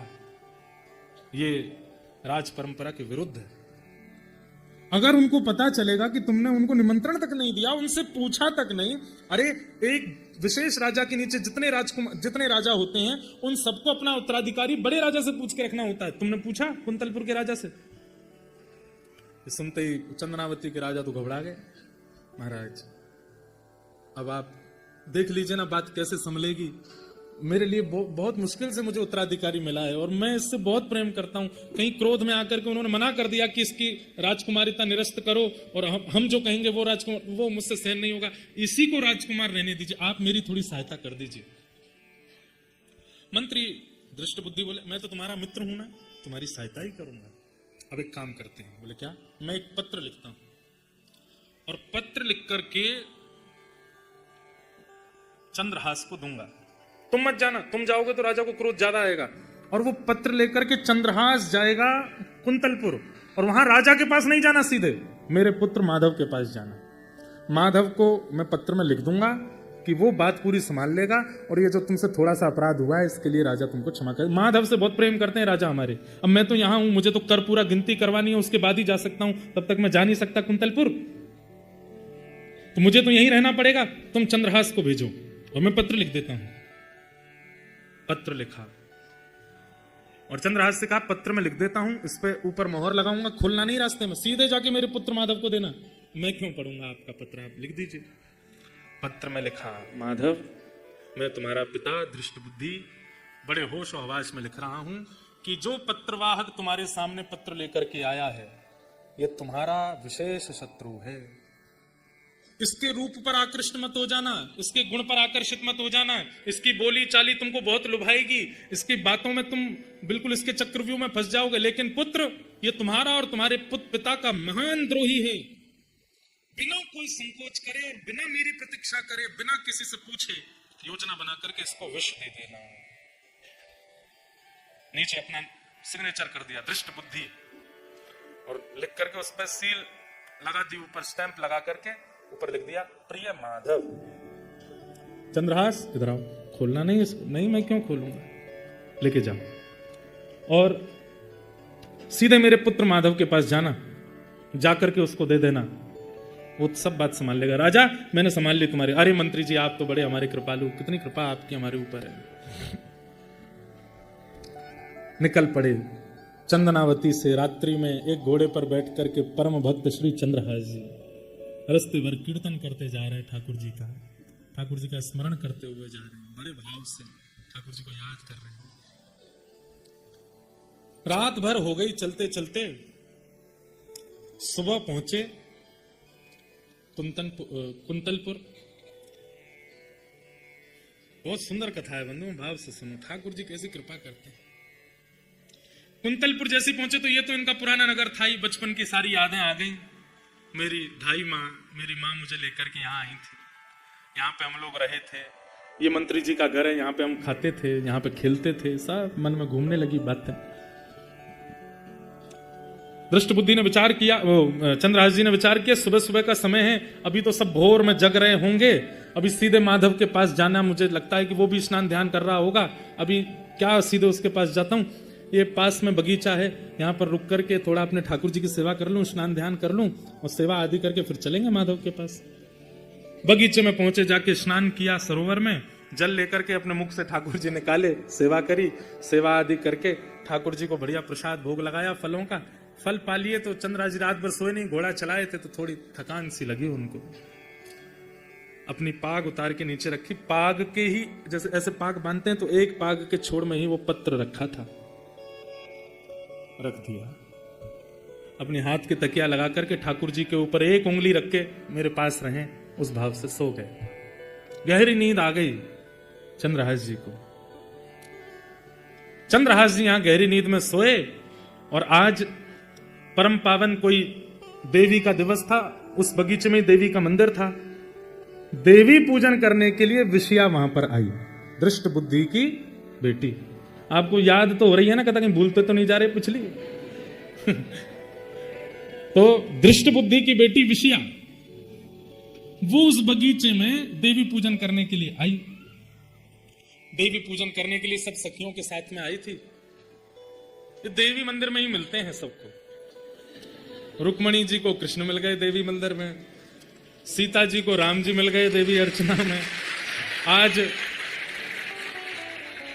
कात्यायनी महामाई, हमारे यहां तो कहते गोपियां भी तो देवी आराधना करती, तभी तो रास बिहार हुआ। योग मायाम उपाश्रते, कोई देवी की आराधना किस भाव से करता है, कोई शक्तियों के भाव से करता है, कोई उनकी सिद्धियों की भावना से करता है, पर भैया ब्रजवासी तो कृष्ण प्राप्ति के लिए देवी आराधना करते हैं। और ये बात बिल्कुल सत्य है, वो बहन है ठाकुर जी की, वही तो मिलाती हैं ठाकुर जी से। देवी आराधन करने के लिए पुष्प चयन कर रही थी विषया अपनी सखियों के साथ।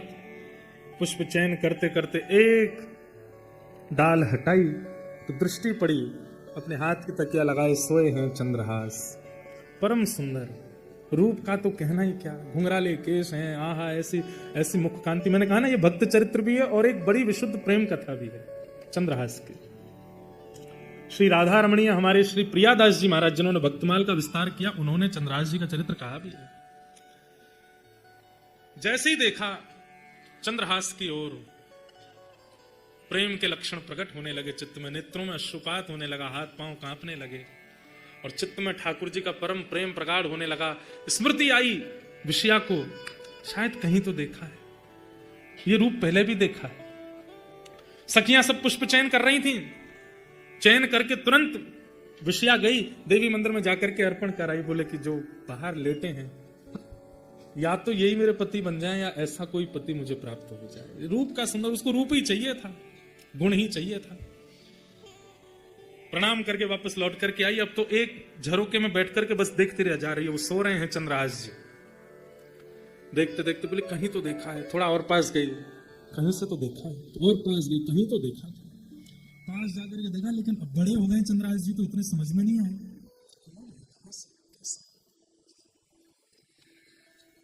तभी आसपास देखा क्या है, तो शालिग्राम भगवान थे, उन पर एक उंगली रख करके सो रहे थे और पास में एक पगड़ी रखी है, उस पगड़ी में से वो जो पत्र था वो थोड़ा सा दृष्टिगोचर हो रहा था और उस पत्र में भी वही भाग थोड़ा सा बाहर निकला है जिस पर लिखा है प्रिय पुत्र माधव।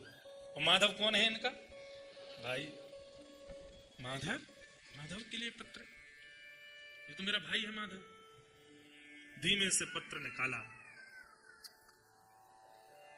पत्र निकाल करके जैसे ही वो धीमे धीमे हटाई, जो मोहर लगी थी, मोहर देख के पहचान गई तो हमारे राजवंश की मोहर है। और प्रिय माधव, कहीं भाई का पत्र तो नहीं, देख तो लूं क्या है इस पत्र में। तुरंत खोल करके जैसे ही देखा, ऊपर ही लिखा था प्रिय पुत्र माधव, मैं तुम्हारा पिता धृष्ट बुद्धि, अपने पूरे होश आवास में तुमसे कह रहा हूं कि पत्रवाहक जो तुम्हारे पास आ रहा है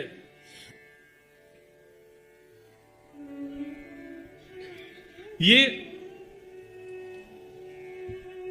तुम्हारा शत्रु है और तुम बिना किसी विचार के, बिना किसी चिंतन के मेरी प्रतीक्षा मत करना, इसको विष दे देना, मेरा प्रतीक्षण मत करना। एक थोड़ी सी सुधार करने वाली बात है, अभी अभी याद आई। भाई का नाम माधव नहीं मदन था। क्या नाम था? मदन। वो क्यों समझ में आई बात? क्योंकि संस्कृत में पत्र लिखा था और उसमें ये भाव, जब विषया पढ़ रही है अपने पिताजी का पत्र, तो प्रिय पुत्र मदन, मैं तुम्हारा पिता दृष्ट बुद्धि पूरा पत्र लिख रहा हूं, इसको ध्यानपूर्वक पढ़ना, मेरी प्रतीक्षा मत करना, इस पत्र को पढ़ करके ऐसे ऐसे कर। तो वो जब पढ़ रही थी तो उन्होंने पहले पत्र की पंक्ति देखते ही सोचा पिताजी गए हैं मेरे लिए वर ढूंढने के लिए, हो सकता है उनको वर मिल गया है और उसी वर के संकेत भाई को भेजा है। तो जहां पर लिखा था कि मदन, ये जो पत्रवाहक आया है तुम्हारा शत्रु है, तो मदन का एक अर्थ होता है कामदेव, और कामदेव यानी कि बहुत सुंदर है कामदेव। उस काम का शत्रु कौन है? उसकी सुंदरता को नष्ट करने वाले श्री कृष्ण हैं। तो मदन का शत्रु मतलब कि भाई कामदेव को भी लज्जित करने वाला जो ये पत्रवाहक सुंदर आया है, इसको तुम विष प्रदान कर देना, बिना मेरा चिंतन किए, बिना मेरी प्रतीक्षा किए इसको विष दे देना। तो विषया ने सोचा ये पिताजी ने पत्र लिखा है भैया को बताने के लिए कि जो पत्रवाहक है ये मेरे लिए सुंदर वर है, जिसकी सुंदरता कामदेव को भी लज्जित करने वाली, और है ही इतने सुंदर हैं। पर जल्दी जल्दी में पिताजी ने विषया की जगह विष लिख दिया है। विष दे देना। पिताजी ने जल्दी जल्दी में विषया की जगह विष लिख दिया है। पर भैया के पास ये पत्र मैं लेके जाऊंगी तो बात अलग जाएगी, इनको ही जाना चाहिए, पर मैं इसको कैसे ठीक करूं? काली स्याही से लिखा है। तुरंत विषया ने एक नुकीली कुछ सीख निकाली और अपने आंखों का काजल लेकर के उस पर लगाया, सीख पर। वो संस्कृत में पूरा लिखा था, विषयस्मयी प्रदायतम। अगर प्रदायतम करें तो इसका अर्थ होगा इसको विष दे दो। अब उन्होंने सोचा कि विषयस्मयी को विषयामयी कर दूं तो मतलब मैं हो जाऊंगी। तो उन्होंने क्या किया, विषयास्मयी प्रदातव्या, एक आ की मात्रा पीछे लगाई, एक आ की मात्रा आगे लगाई अपने आगल के आंख के अंजन से, और पत्र का पूरा अर्थ बदल गया। पत्र का अर्थ क्या हो गया कि हे प्रिय पुत्र मदन, ये जो पत्रवाहक तुम्हारे सामने आए हैं ये मदन का शत्रु है, यानी कि मदन मतलब कामदेव को भी लज्जित करने वाली इसके रूप है। तो मेरी प्रतीक्षा मत करना, मेरे आने का चिंतन मत करना, मेरे आने की खबर मत देखना। जितना जल्दी हो सके बिना किसी से पूछे विचारे, किसी को बिना बताए तुरंत इसको विषया प्रदान कर देना, इससे विषया का ब्याह कर देना। विषया कर दिया। विषया करके तुरंत वो लेके और कहीं से कुछ गर्म सा कुछ लाई, उससे वो जो मोहर थी उसको थोड़ा पिघला करके और उसको पुनः लगा करके मोड़ मरोड़ करके फिर से पाग में धर के और विषया बलैया लेकर के भाग गई वहां से। बढ़िया होगा। जाके भैया से बोले भैया जल्दी तैयार हो जाओ। क्यों? कोई आ गया तो मेहमान, तैयार रहो। ठाकुर जी की लीला अद्भुत है। यहां थोड़ी देर बाद चंद्रहास जी की नींद खुली। नींद खुलने के बाद देखा सूर्य खूब ऊपर आ गए। बोले अरे बहुत लंबा सोया मैं तो। पाग देखी, अपने पाग में पत्र आदि सब रखा था, उसको और संभाल के पाग वाग पहनी, ठाकुर जी मुंह में धरे गाल में, और अपना सब व्यवस्थित करके तुरंत घोड़े पर बैठे और टप टप करते पहुंच गए महाराज मंत्री दृष्ट बुद्धि के घर पर। मदन ने देखा घोड़े पर बैठ करके परम सुंदर परम प्रवीण कोई आया है। आते ही उसको देखा, बोले कहीं तो देखा है, कहीं तो देखे हो तुम। कौन हो भैया? अरे मदन भैया मुझे भूल गए, आपको पूरी नगरी मंत्री पुत्र कहती है। बचपन में एक आपका सखा था, दासी पुत्र उसको सब कहते थे। अच्छा चंद्रहास? बोले हाँ भैया चंद्रहास। अरे भैया तुम्हारे संग तो बहुत खेले हम, इधर आओ, हृदय से लगा लिया। बोले तुम तो पहचान में ही नहीं आए। बोले भैया बस सब आयु बढ़ गई, लेकिन बहुत अच्छा लगा कि आप मुझे मिल गए। अरे तुम तो बचपन में ऐसे ही रहते थे, आज बड़े सुंदर लग रहे हो, बड़े मधुर लग रहे हो, तुम्हारा रूप कांति सब बिल्कुल बढ़िया, और ये राजकीय वस्त्र पहन के कैसे, क्या खबर?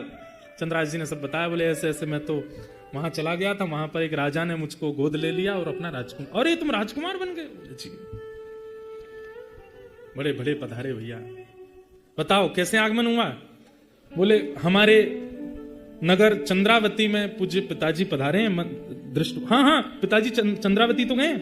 बोले हाँ, तो उन्होंने पत्र भेजा है आपके लिए, ये पत्र है। पत्र खोल करके तुरंत वो हटा करके पत्र खोल करके, प्रिय पुत्र मदन, तुम्हारे सामने जो खड़ा है पत्रवाहक, ये मदन का शत्रु है, काम को लज्जित करने वाला है। इसकी सुंदरता पर, इसकी भाव पर, इसके सब पर मदन मोहित होता है। इसलिए ठाकुर जी को मदन मोहन कहा जाता है, क्योंकि काम भी मोहित होता है उनके रूप पर। तुम इसके रूप को देख करके मेरी प्रतीक्षा मत करना, मेरे आने का विचार मत करना, मैं आऊं तभी सब काम हो, ऐसा कोई भाव मन में मत रखना। मेरे आने से पहले ही बिना किसी को बताए, बिना खबर दिए, बिना निमंत्रण दिए विषया को इसको प्रदान कर देना। अब पत्र देखते जा रहे हैं, सामने देखें मदन के नेत्र सजल हो गए। बोले मेरे जीजाजी खड़े सामने, दौड़ करके गए। सबको तो नहीं बताना, माँ को तो बताना। माँ माँ माँ सुनो। बोले हाँ क्या हुआ? हमारी बहन के लिए सुंदर वर मिला है माँ। कहाँ है? पिताजी ने लिख करके भेजा है, विषया को दे दो, और कह रहे हैं मेरी प्रतीक्षा मत करना, तुम विवाह कर दो विषया का। कहाँ है? जमाई राजा का। बोले द्वार पर खड़े। बाहर आकर के देखा तो बाहर चंद्रहास जी खड़े थे, हाथ जोड़े। हाँ बारी जाऊं, कितने सुंदर हमारे जमाई राजा। लाला जल्दी कर। विषया को बोला, विषया जल्दी आओ। बिटिया तुम्हारी शुभ घड़ी आ गई, देखो सुंदर पति आए। देखा भी नहीं विषया, मुझे मंजूर है माँ, करा दो करा दो, अब देरी मत करो।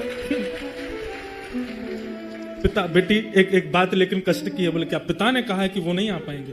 कोई बात नहीं माँ, आते रहेंगे पिताजी, आप तो मेरा ब्याह कराओ जल्दी। ये कथा नारद जी सुना रहे हैं और अर्जुन और कृष्ण बैठ करके सुन रहे हैं, ठाकुर जी सुन रहे हैं बैठ करके चंद्रहास का चरित्र।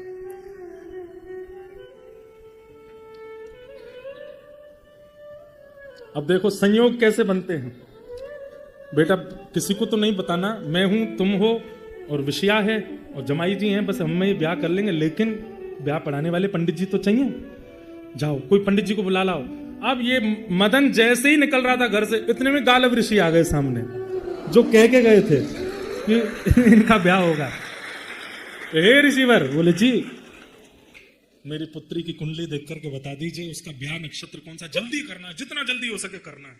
पिताजी ने आज्ञा करी है, जितना जल्दी हो सके विषया दे दो। गालव ऋषि भीतर आए, मंद मंद मुस्कुरा रहे थे, सब जानते तो थे। कुंडली देख करके बोले हमारी बात सुनिएगा ध्यान से। माता जी बोले हाँ बताइए। बोले आपकी पुत्री, इसका ब्याह अगले एक घड़ी के अंदर नहीं हुआ, अगर 24 मिनट के अंदर नहीं हुआ तो आगामी 24 वर्ष तक इसके लिए वर नहीं मिलेगा। एक घड़ी के अंदर इसका ब्याह होना चाहिए। अब मदन बोला 24 मिनट में ब्याह कैसे? अरे तुम धृष्ट बुद्धि मंत्री के पुत्र, तुमको क्या देर लगे? मैं बस नाम बोलता जाऊंगा, सामग्री देते जाना मुझको, मैं कराता हूं ब्याह। मुख्य मुख्य विधि होंगी। कौन कौन सी मुख्य विधि होंगी? बोले सिंदूर दान होगा, 4 सप्तपदी बोलते हैं, होते 4 ही हैं, 4 फेरे पड़ेंगे, और क्या कहते हैं गठबंधन होगा, गठजोड़ा होगा। और अब पिताजी तो है नहीं, तो माताजी एक हाथ से मां बन के, एक हाथ से पिता बन के दोनों को आशीर्वाद दे देंगे। मैं ऋषि हूं, मैं दोनों को आशीष दे दूंगा, अग्नि प्रज्वलित होगी। और अब देखो तुम समय गवा रहे हो, धृष्ट बुद्धि के पुत्र मदन, तुम तो केवल लगे रहो, मैं सामग्री मांगू देते जाना। आप लगिए। पिताजी तुरंत कहा विषया जिन वस्त्रों में हो उनमें ही आ जाओ। विषया बोली मैं पहले तैयार बैठी थी, तो मुझे पता था होना है। यहां चंद्रहास जी महाराज बोले मैं तो ऐसे आया हूं, माता पिता मेरे नए नए बने हैं, उनको तो बता। वो कोई नहीं बता, बैठो। मुझे नहीं पता था कि दृष्ट बुद्धि मुझसे इतना प्रेम करते हैं कि पत्र में लिख के भेज देंगे ब्याह कर दो।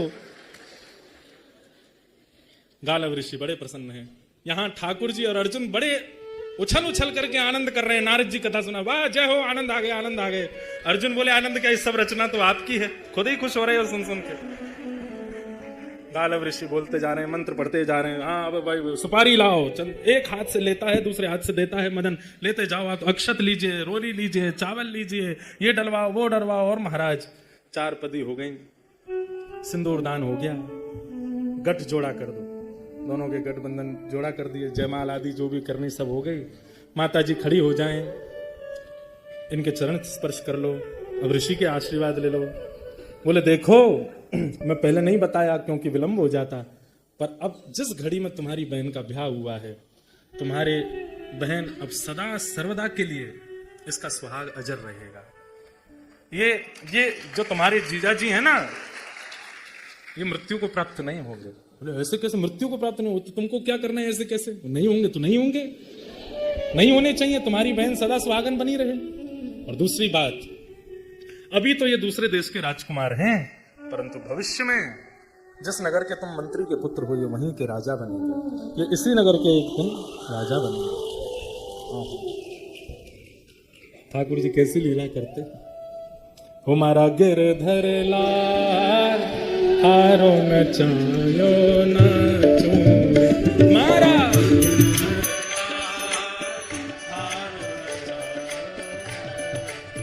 हो मैं तो थारो न चायो न चूरे, मैं तो थारो न चायो न चूरे, मैं तो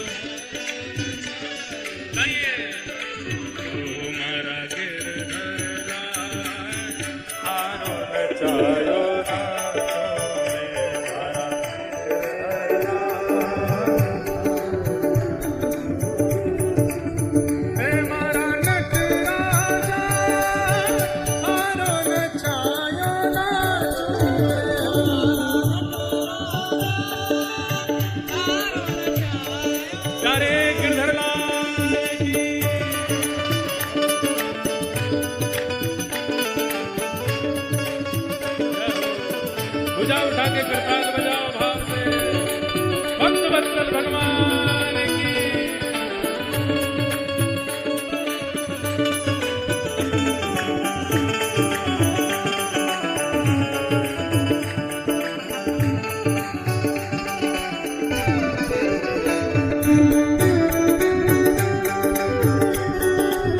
श्री गोवर्धन नाथ की, गिरिराज धरण की।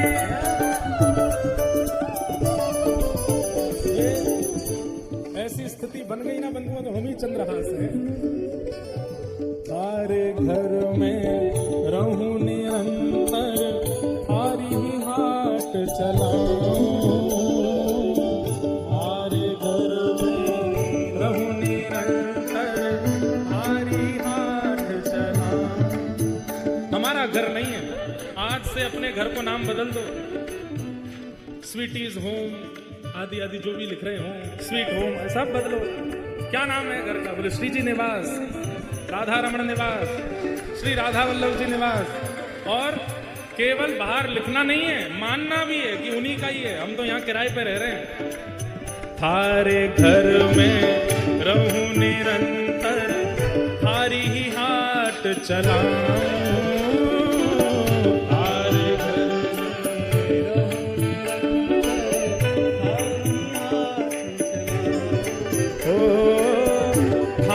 धन से थारे जन की, थारे धन से थारे जन की, थारे धन से थारे जन की, थारे धन से थारे। मैं सेवा टहल बढ़ाऊं बढ़ाऊं, मारा गिरधर लाल हारो न चायो न चूरे।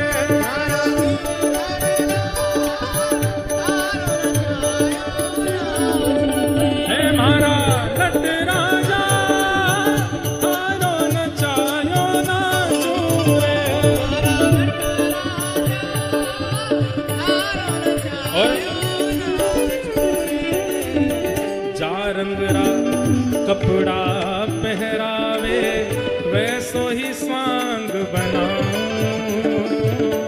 जा रंगरा कपड़ा पहरावे, वैसो ही स्वांग बनाऊं।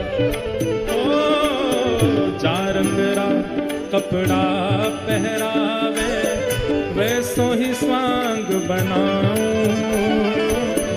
जा रंगरा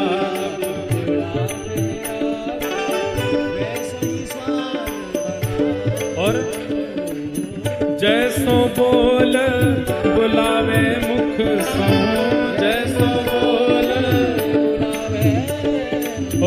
जैसो बोल बुलावे मुख से, मैं वैसी बात सुनाऊं सुनाऊं। मारा गिरधर लाल हारो नचायो नाचूरे,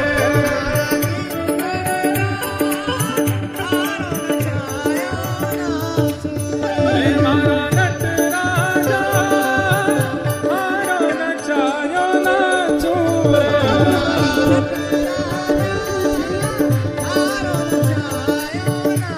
बलवान कृष्ण लाल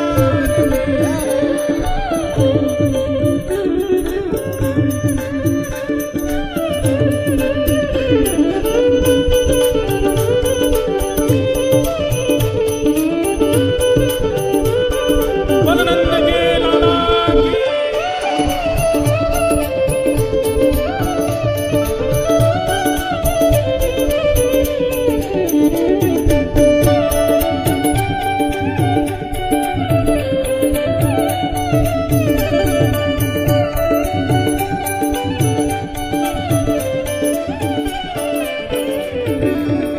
रूखा सूखा जो कछु देवे थारे ही भोग लगाऊं। रूखा सूखा जो कछु देवे थारे ही भोग लगाऊं। रूखा सूखा जो कछु देवे थारे ही भोग लगाऊं।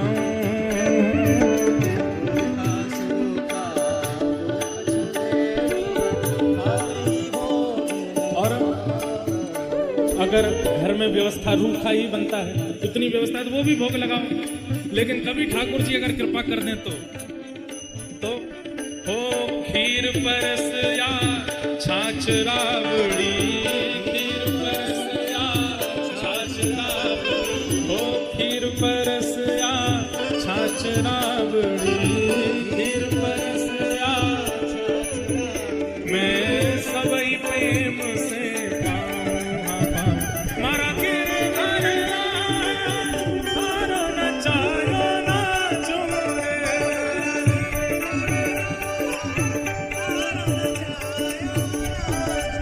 हे मारा नटराजा हारो नचायो नाचूरे।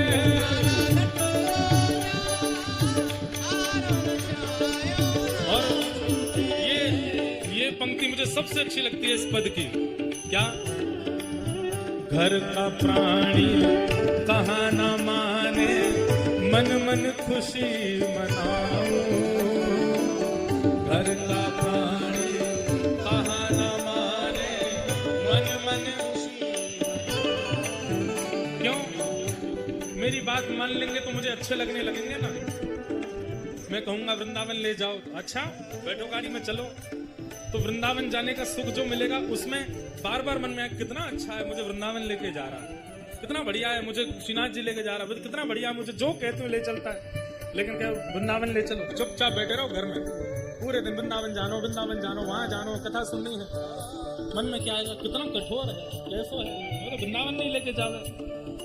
वही बात कर रहे हैं। अच्छा है अगर घर के लोग बात नहीं मानते तो उनसे, उनके प्रति जो मोह है, जो प्रेम है, वो भी ठाकुर जी को हो जाएगा, वो उनसे निकलेगा। घर का प्राणी कहाँ न माने, मन मन खुशी मनाऊं। घर का प्राणी कहाँ न माने, मन मन थारे इस मंगल विधान में, थारे इस मंगल विधान में, थारे इस मंगल में काहे टांग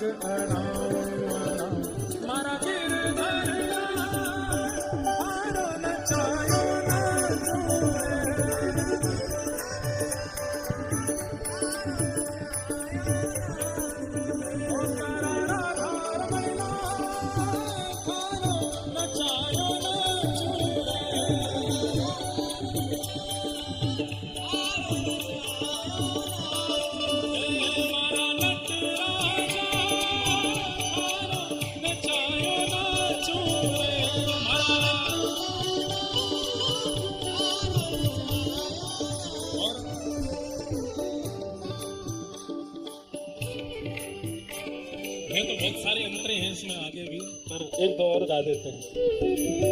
जो तू ठोकर मार गिरावे लकड़ी जो गिर जाऊं, जो तू ठोकर मार गिरावे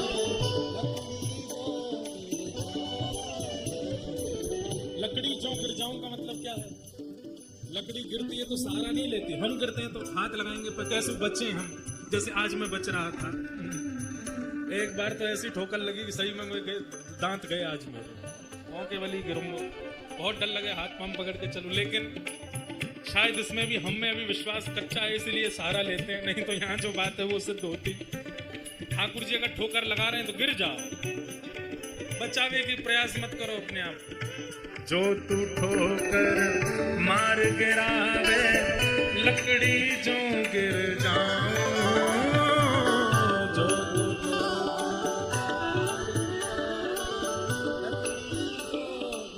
और जो तू माथे ऊपर बिठाए,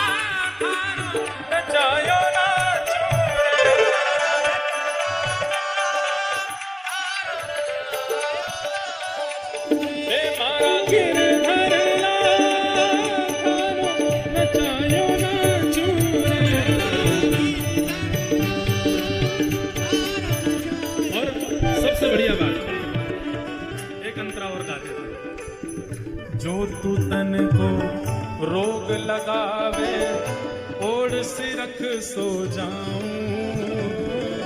जो तू तन को रोग लगावे ओढ़ सिरख सो जाऊं। वाह भैया, ठाकुर जी ने बुखार कर दियो है, या को मतलब ये नहीं है कि ठाकुर जी नाराज है, यूं कह रहे हैं सोवे ना है, चल तो को बुखार कर दियो, सो जा, 2-4 दिन उठियो मत, आराम कर लेने। ठाकुर जी बीमार इसलिए कर देते हैं, उनको चिंता हो जाती है हमारी, बोले वैसे तो माने ना है, दिन रात लगो रे कामन में, कछु रुके ना, इतनो काम करे, या को बुखार कर दो तो क्या करे वो, वाह बहाने से सोवे को तो सही। ये विचार हमारे चित्त में आना चाहिए, हर परिस्थिति जो हमारे संग हो रही है ठाकुर जी कर रहे हैं हमारी भलाई के लिए। जो तू तन को रोग लगावे ओढ़ सिरख सो जाऊं, जो तू तन रोग लगावे ओढ़ सिरख सो जाऊं। और कितनी बड़ी बात, और जो तू काल रूप बन आवे, जो तू काल, अरे ठाकुर जी अगर आप मेरी मृत्यु बन करके आ गए तो, जो तू काल रूप बन आवे, जो तू काल मैं लपक गोद में आऊं, मारा गिरधर मारो नचायो ना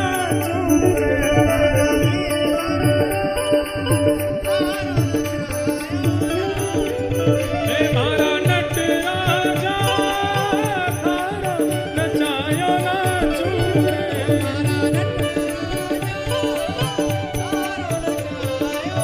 गोविंद जय जय गोपाल जय जय, गोविंद जय जय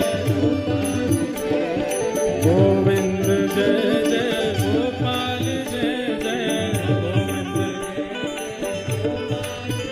श्री राधा रमण हरि, गोविंद जय जय राधा रमण हरि, हे गोविंद जय जय गोपाल जय जय, श्री राधा रमण हरि, गोविंद जय जय।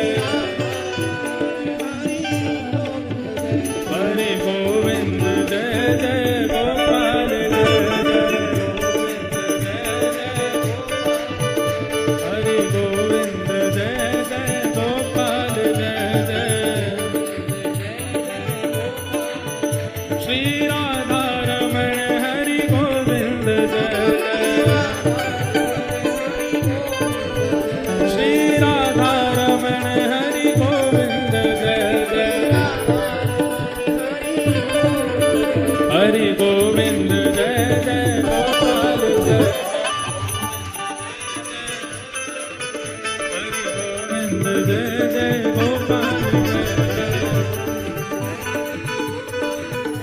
श्री राधा रमण हरि गोविंद हरि राधा रमण हरि गोविंद हरि गोविंद जय जय गोपाल हरि गोविंद जय जय गोपाल श्री राधा रमण हरि गोविंद जय श्री राधा रमण हरि गोविंद हरि हरि राधा रमण हरि गोविंद जय जय जय श्री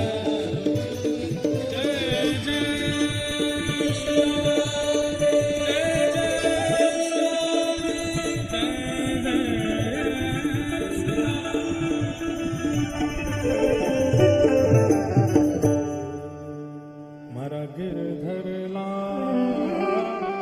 हारो में चायो ना चूरे मारा गिरधर हारो में चायो। श्रीमद् भागवत जी में ठाकुर जी कहते भी हैं कि संसार के लोग कठपुतली की तरह हैं। हमें लगता है कि वो रो रहा है, वो हंस रहा है, वो अमीर हो गया, वो गरीब हो गया, वो श्रेष्ठ हो गया, वो अश्रेष्ठ हो गया, पर वास्तविकता है कि ठाकुर जी सबको नचा रहे हैं। पर कठपुतली जैसे उंगली चलावे नचाने वाला वैसे नाचती रहे तो कठपुतली अच्छी है, पर ठाकुर जी उंगली घुमा रहे हैं और कठपुतली अपनी तरीके से चले तो ठाकुर जी फिर धागा तोड़ देते हैं, तो अपने आप ही रह ले। तो ये नहीं करना है। ठाकुर जी अगर चाह रहे हैं कछु करनो, कछु बिगाड़नो, कछु सवारनो तो करन दो। अपनी बुद्धि विवेक से उस स्थिति में कैसे बचा जाए ये सब प्रयास सबको करना चाहिए, पर बहुत हाथ पैर नहीं मारने चाहिए। कई लोग जीवन की विषम परिस्थितियों में इतने व्याकुल हो जाते हैं, इतने ज्यादा व्याकुल हो जाते हैं, वो कोई तरीका नहीं छोड़ते उस परिस्थिति से निकलने का। मंत्रियों को फोन करो, इसको फोन करो, बाबा जी के पास जाओ, वहां पर नारियल बांधे आओ, वहां पर धागा बांधे आओ, कहां तक कहें। अपने संप्रदाय मजहबों को छोड़ के दूसरों के यहां भी चले जाते हैं, कैसे भी इस स्थिति से निकले बाहर। नहीं, तो ठाकुर जी कठपुतली से अपना धागा तोड़ देते, बोले तो फिर ठीक है, तो अपने आप कर जो तो को कर लो। माधव दास भक्त के चरित्र की कथा आती है ना, जगन्नाथ भगवान के परम भक्त श्री माधव दास जी, अतिसार का रोग हो गया, जगन्नाथ महाप्रभु सेवा करने के लिए पधारे तो बोले ठाकुर जी आप सेवा कर रहे हो, रोग दूर कर दो मेरा, आप मेरे मैले कुचैले वस्त्रों को साफ कर रहे हो, मैं मलमूत्र का त्याग बिस्तर पर कर रहा हूं उसको साफ कर रहे हो, मेरा रोग ठीक क्यों नहीं कर देते। ठाकुर जी बोले माधवदास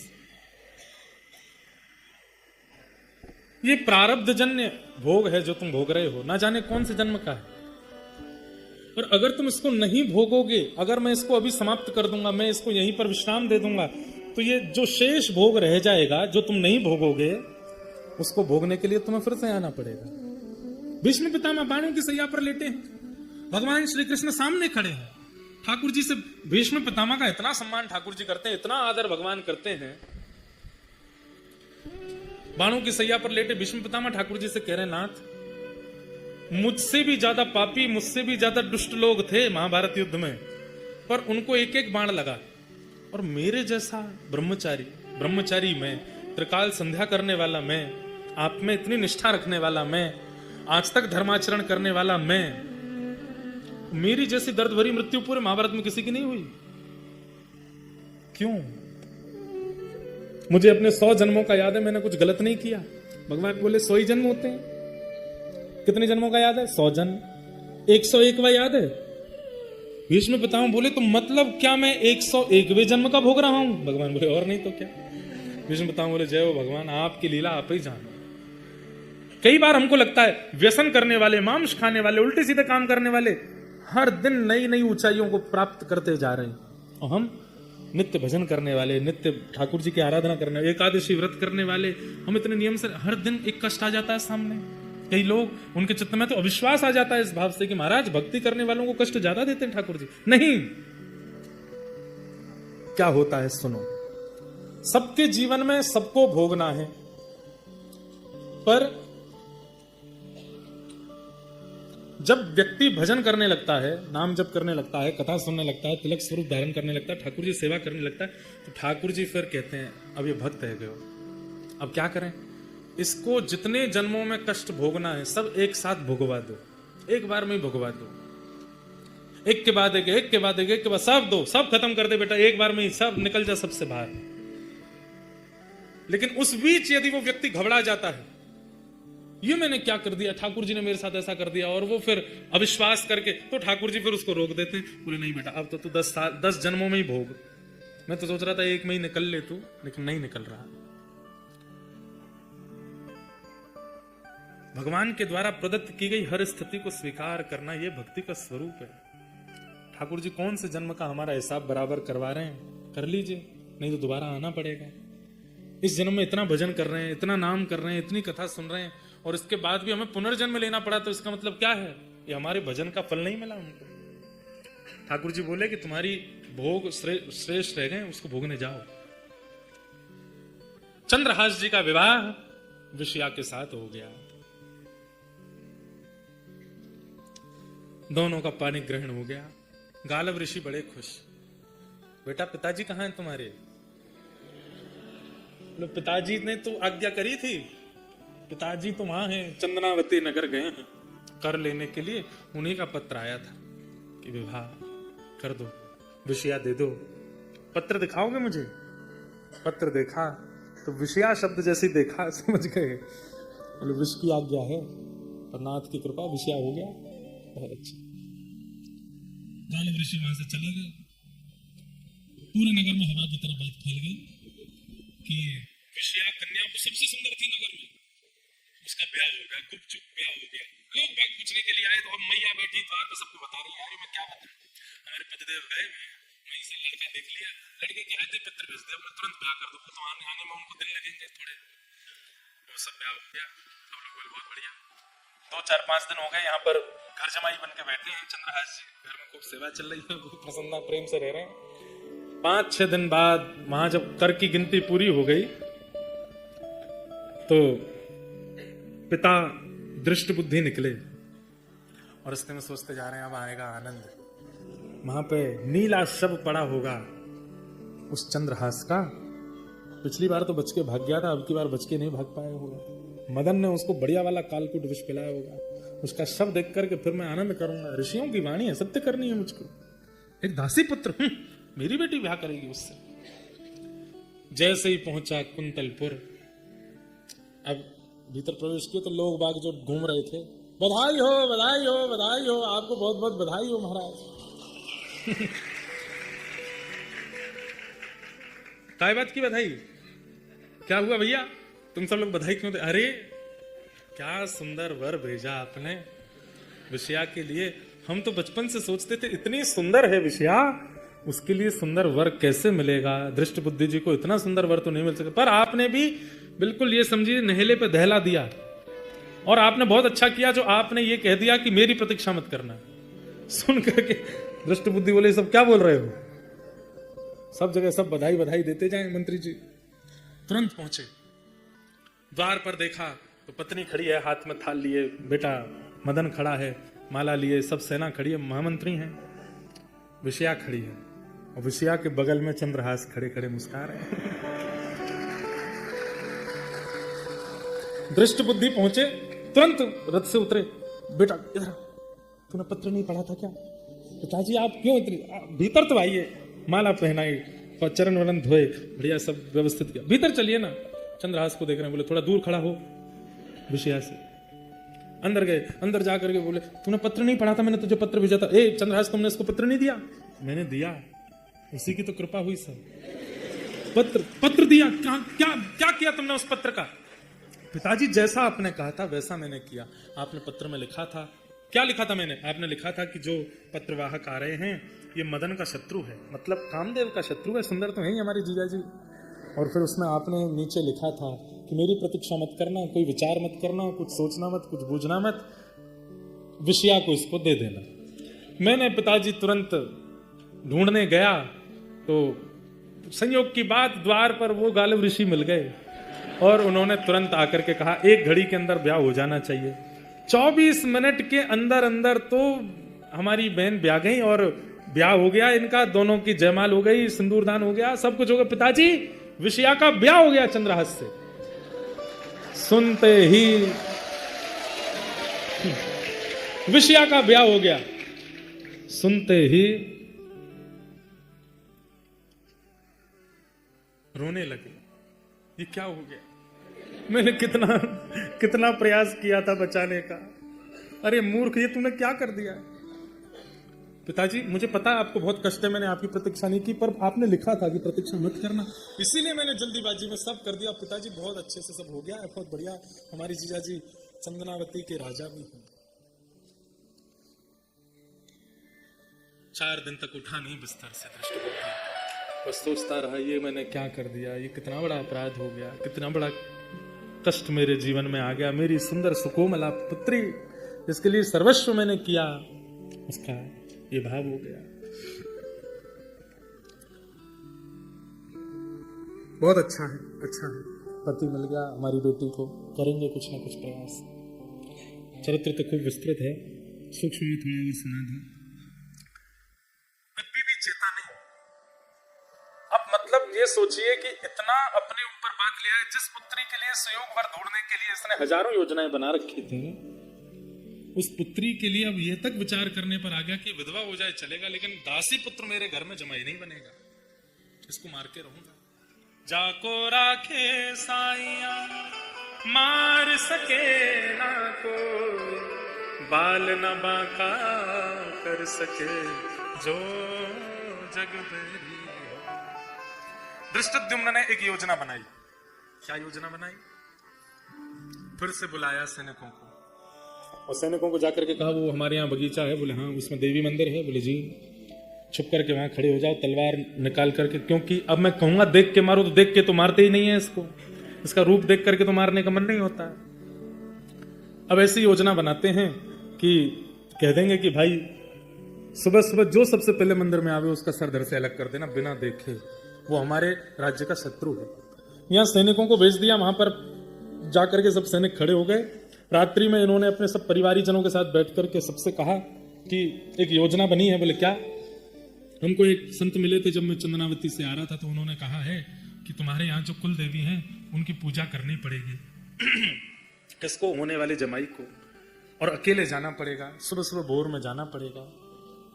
पुत्र कल विषया तुम भी नहीं जाओगी, मदन तुम भी नहीं जाओगे, हम भी नहीं जाएंगे, अकेले जमाई राजा जाएंगे और मंदिर में जाके देवी पूजन सुबह सुबह भोर में करेंगे और वहां देवी पुष्प को ये चढ़ाएंगे, तभी इनका जीवन कल्याण में आदि आदि बहाने बना दिए। ठीक है। यहां ये हुआ था कि विषया का ब्याह पढ़ा करके गालव ऋषि जब निकल रहे थे अपने गंतव्य की ओर, तो उस समय राजा अटारी पर खड़े थे कुंतलपुर के। उन्होंने देख लिया गालव ऋषि को, तुरंत बुलवाया, बोले कि आप हमारे यहाँ पधारो। पधारे, बोले कि महाराज हमारे राज्य की कुशलता के लिए मुझे कुछ आज्ञा कीजिए, सब मंगल में बना रहे। बोले कल सुबह भोर में सबसे पहले देवी पूजन करने जाओ। राजा को ही आज्ञा कर दी। बोले कल सुबह सुबह चले जाएंगे महाराज। अब यहाँ वही हुआ, यहाँ पर मंत्री जी ने भेज रखे थे अंदर कि जो भी आवे सर धड़ से अलग कर देना। राजा तो इतना उत्साहित था अपने राज्य के कल्याण के लिए कि राजा भोर में ही सबसे पूर्व ही वहां अकेले पहुंच गया। आज्ञा करके गए थे अकेले जाना, राज आदि वो सब मत लेके जाना। राजा ने जैसे प्रवेश किया भीतर, सैनिकों ने उसका वध कर दिया। वध करने के बाद में अब तो महाराज पूरे नगर में हल्ला मच गया, क्या हुआ क्या हुआ। सैनिकों को पकड़ लिया, पकड़ करके पूछा किसके निर्देश पर तुमने ऐसा किया। दृष्टबुद्धि सो करके उठे, बोले कि खबर आ रही होगी। खबर आई कि महाराज राजा पधार गए हमारे नगर के। पूछा अरे राजा कैसे चल, मंत्री हूं मैं। तो बोले कि सुबह सुबह देवी पूजन करने गए थे, वहां पे सर धड़ से अलग कर दिया। सिर पकड़ के बैठे, भगवान ये क्या हो गया, ये तो बहुत बड़ा अनर्थ हो गया। सैनिकों से पूछा गया कैसे मारे गए राजा, किसने कहा था तुमको? इशारा कर दिया दृष्ट बुद्धि। दृष्ट बुद्धि को पकड़ लिया, बंदी बना लिया। क्या करें कैसे करें, हमारा देश तो अब राजविहीन हो गया। मंत्री जी को तो बंधक बना लिया, दृष्ट बुद्धि को, पर सब लोगों ने चंद्रहास जी को जब देखा तो राजा मरे, तो इतने सारे राजा भी वहां इकट्ठे हुए, सब लोगों से पूछताछ की गई कि आप लोग क्या विचार करते हैं, कौन राजा होना चाहिए। तब चंद्रहास जी की ओर देख करके सब लोगों ने उनको चुन लिया और कहा कि यही राजा हमारे कुंतलपुर के होने चाहिए, और वे राजा बने। राजा बनने के बाद में उन्होंने खूब भाव से अपने देश का, अपने नगर का संचालन किया, खूब प्रेम से उन्होंने आनंद के साथ में सबका निर्वहन किया। तत्पश्चात आज अर्जुन के घोड़े उन्होंने हरण कर लिए। नारद जी महाराज कथा सुना रहे हैं और कथा सुनाते हुए कह रहे हैं घोड़े हरण करने का कारण कोई और नहीं है, कारण केवल एक है, इतने वर्ष हो गए ठाकुर जी मिले नहीं हैं।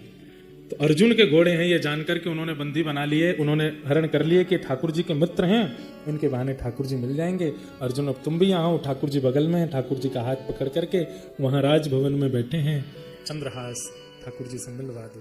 अर्जुन ठाकुर जी का हाथ पकड़ करके लेके गए चंद्रहास राजा के यहाँ, और जैसे ही भवन में प्रवेश किया, आहा नील वर्ण की कांति, गौर वर्ण के अर्जुन अपना हाथ में ठाकुर जी को लेकर के आ रहे हैं। चंद्रहास राज गद्दी पर बैठ करके देखते हैं, जैसे ही दृष्टि डालते हैं ठाकुर जी को देख करके आनंदित हो जाते हैं, चरणों में लिपट जाते हैं, भगवान चंद्रहास को हृदय से लगाते हैं। ये पहली बार ऐसा अनुभव हुआ, कथा सुनकर के भक्त को भगवान के दर्शन हुए, पर कथा सुन के भगवान ठाकुर जी के पास, भक्त के पास गए हैं। ऐसे भक्त चंद्रहास को हम बारंबार प्रणाम करते हैं। बोलो भक्त वत्सल भगवान की, श्री गिरिराज धरण की, श्याम सुंदर श्री यमुने महारानी की, प्यारे गिरधर लाल की, पूछरी के लौठा की, हुक हुक प्यार। ये बहुत बढ़िया। श्री दंडी स्वामी जी महाराज की, सिद्ध पीठ की, खूब भाव से आज यह चरित्र पूर्ण हुआ। अभी कम से कम 2 दिन का चरित्र और है, और भी कई लीलाएं बीच में हैं मधुर मधुर। इतनी जल्दी राजा पदवी पर नहीं बैठे, और भी बीच में कई योजनाएं बनाई थी, उन सबको हमने प्रणाम मात्र किया है। श्री दंडी स्वामी महाराज जी के चरणों में यहाँ सेवा करने के लिए आने का मुझे अवसर मिला, ये मेरा परम सौभाग्य है। हमारे मंदिर के जितने भी सेवा अधिकारी हैं, सेवा करने वाले जितने भी वैष्णव हैं, सबको हम अपने हृदय से प्रणाम करते हैं। आपने ये कृपा की। बस महाराज जी के चरणों में जाते जाते एक भाव कहना चाहते हैं। तेरी शरण आके मैं धन्य हो गया,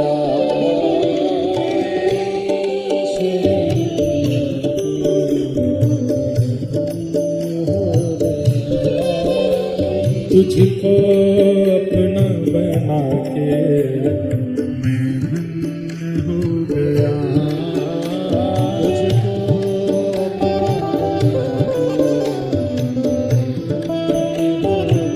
कई लोग कुछ बालक कुछ बना के लाए, लाली यहाँ से कुछ दिखा रही हैं, जो कुछ बना के लाए वो अपने आगे वालों को देते जाओ, और आगे वालों को देख करके सब व्यासपीठ तक पहुंचा दो। ऐसा ही कि आप स्वयं मत आइए, जो आपकी सामग्री है वो एक के बाद एक पहुंचवा दीजिए, यहाँ सब आ जाएगी। वो जन्मों की प्यास थी जो,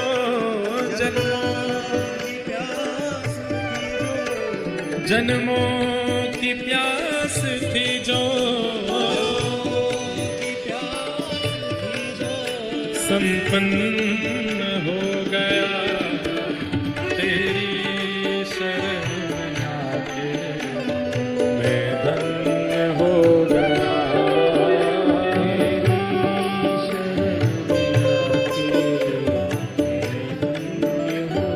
श्री दंडी स्वामी जी महाराज की। सब लोग बैठ जाओ, अभी विराज जाओ, जो खड़े हो गए करताल बजा के गाओ।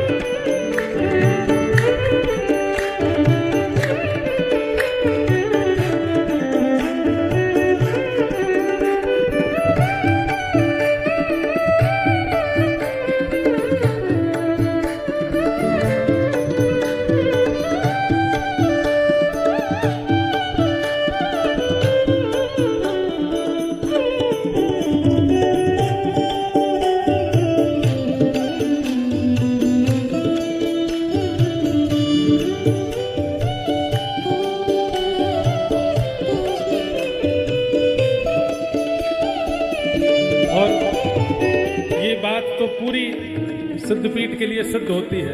सब लोग गाना मेरे साथ। कितने मिले अमीर यहाँ, कितने गरीब हो,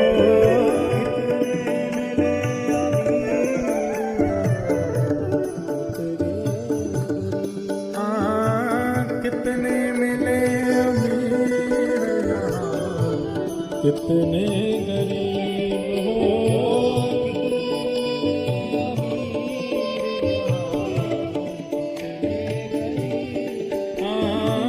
कितने मिले अमीर यहाँ, कितने गरीब हो।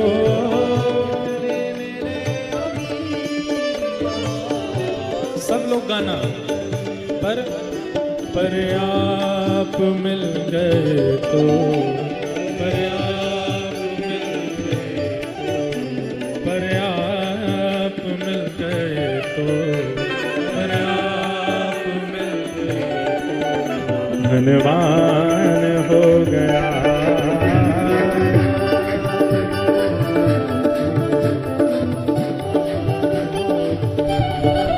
तो पर आप मिल गए तो धनवान हो गया।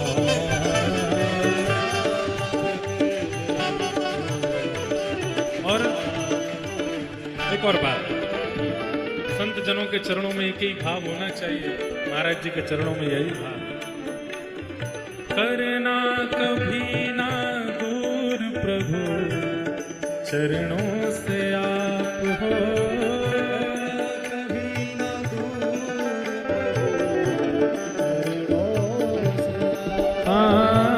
करना कभी ना दूर प्रभु, चरणों से आप हो।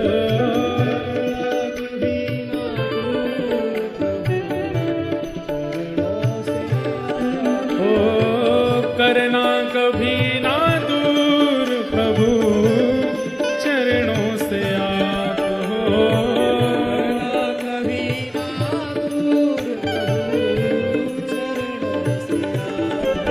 ओ चरणों के ही सहारे, चरणों के ही सहारे, चरणों के ही सहारे, चरणों के ही सहारे मैं भव पार हो गया।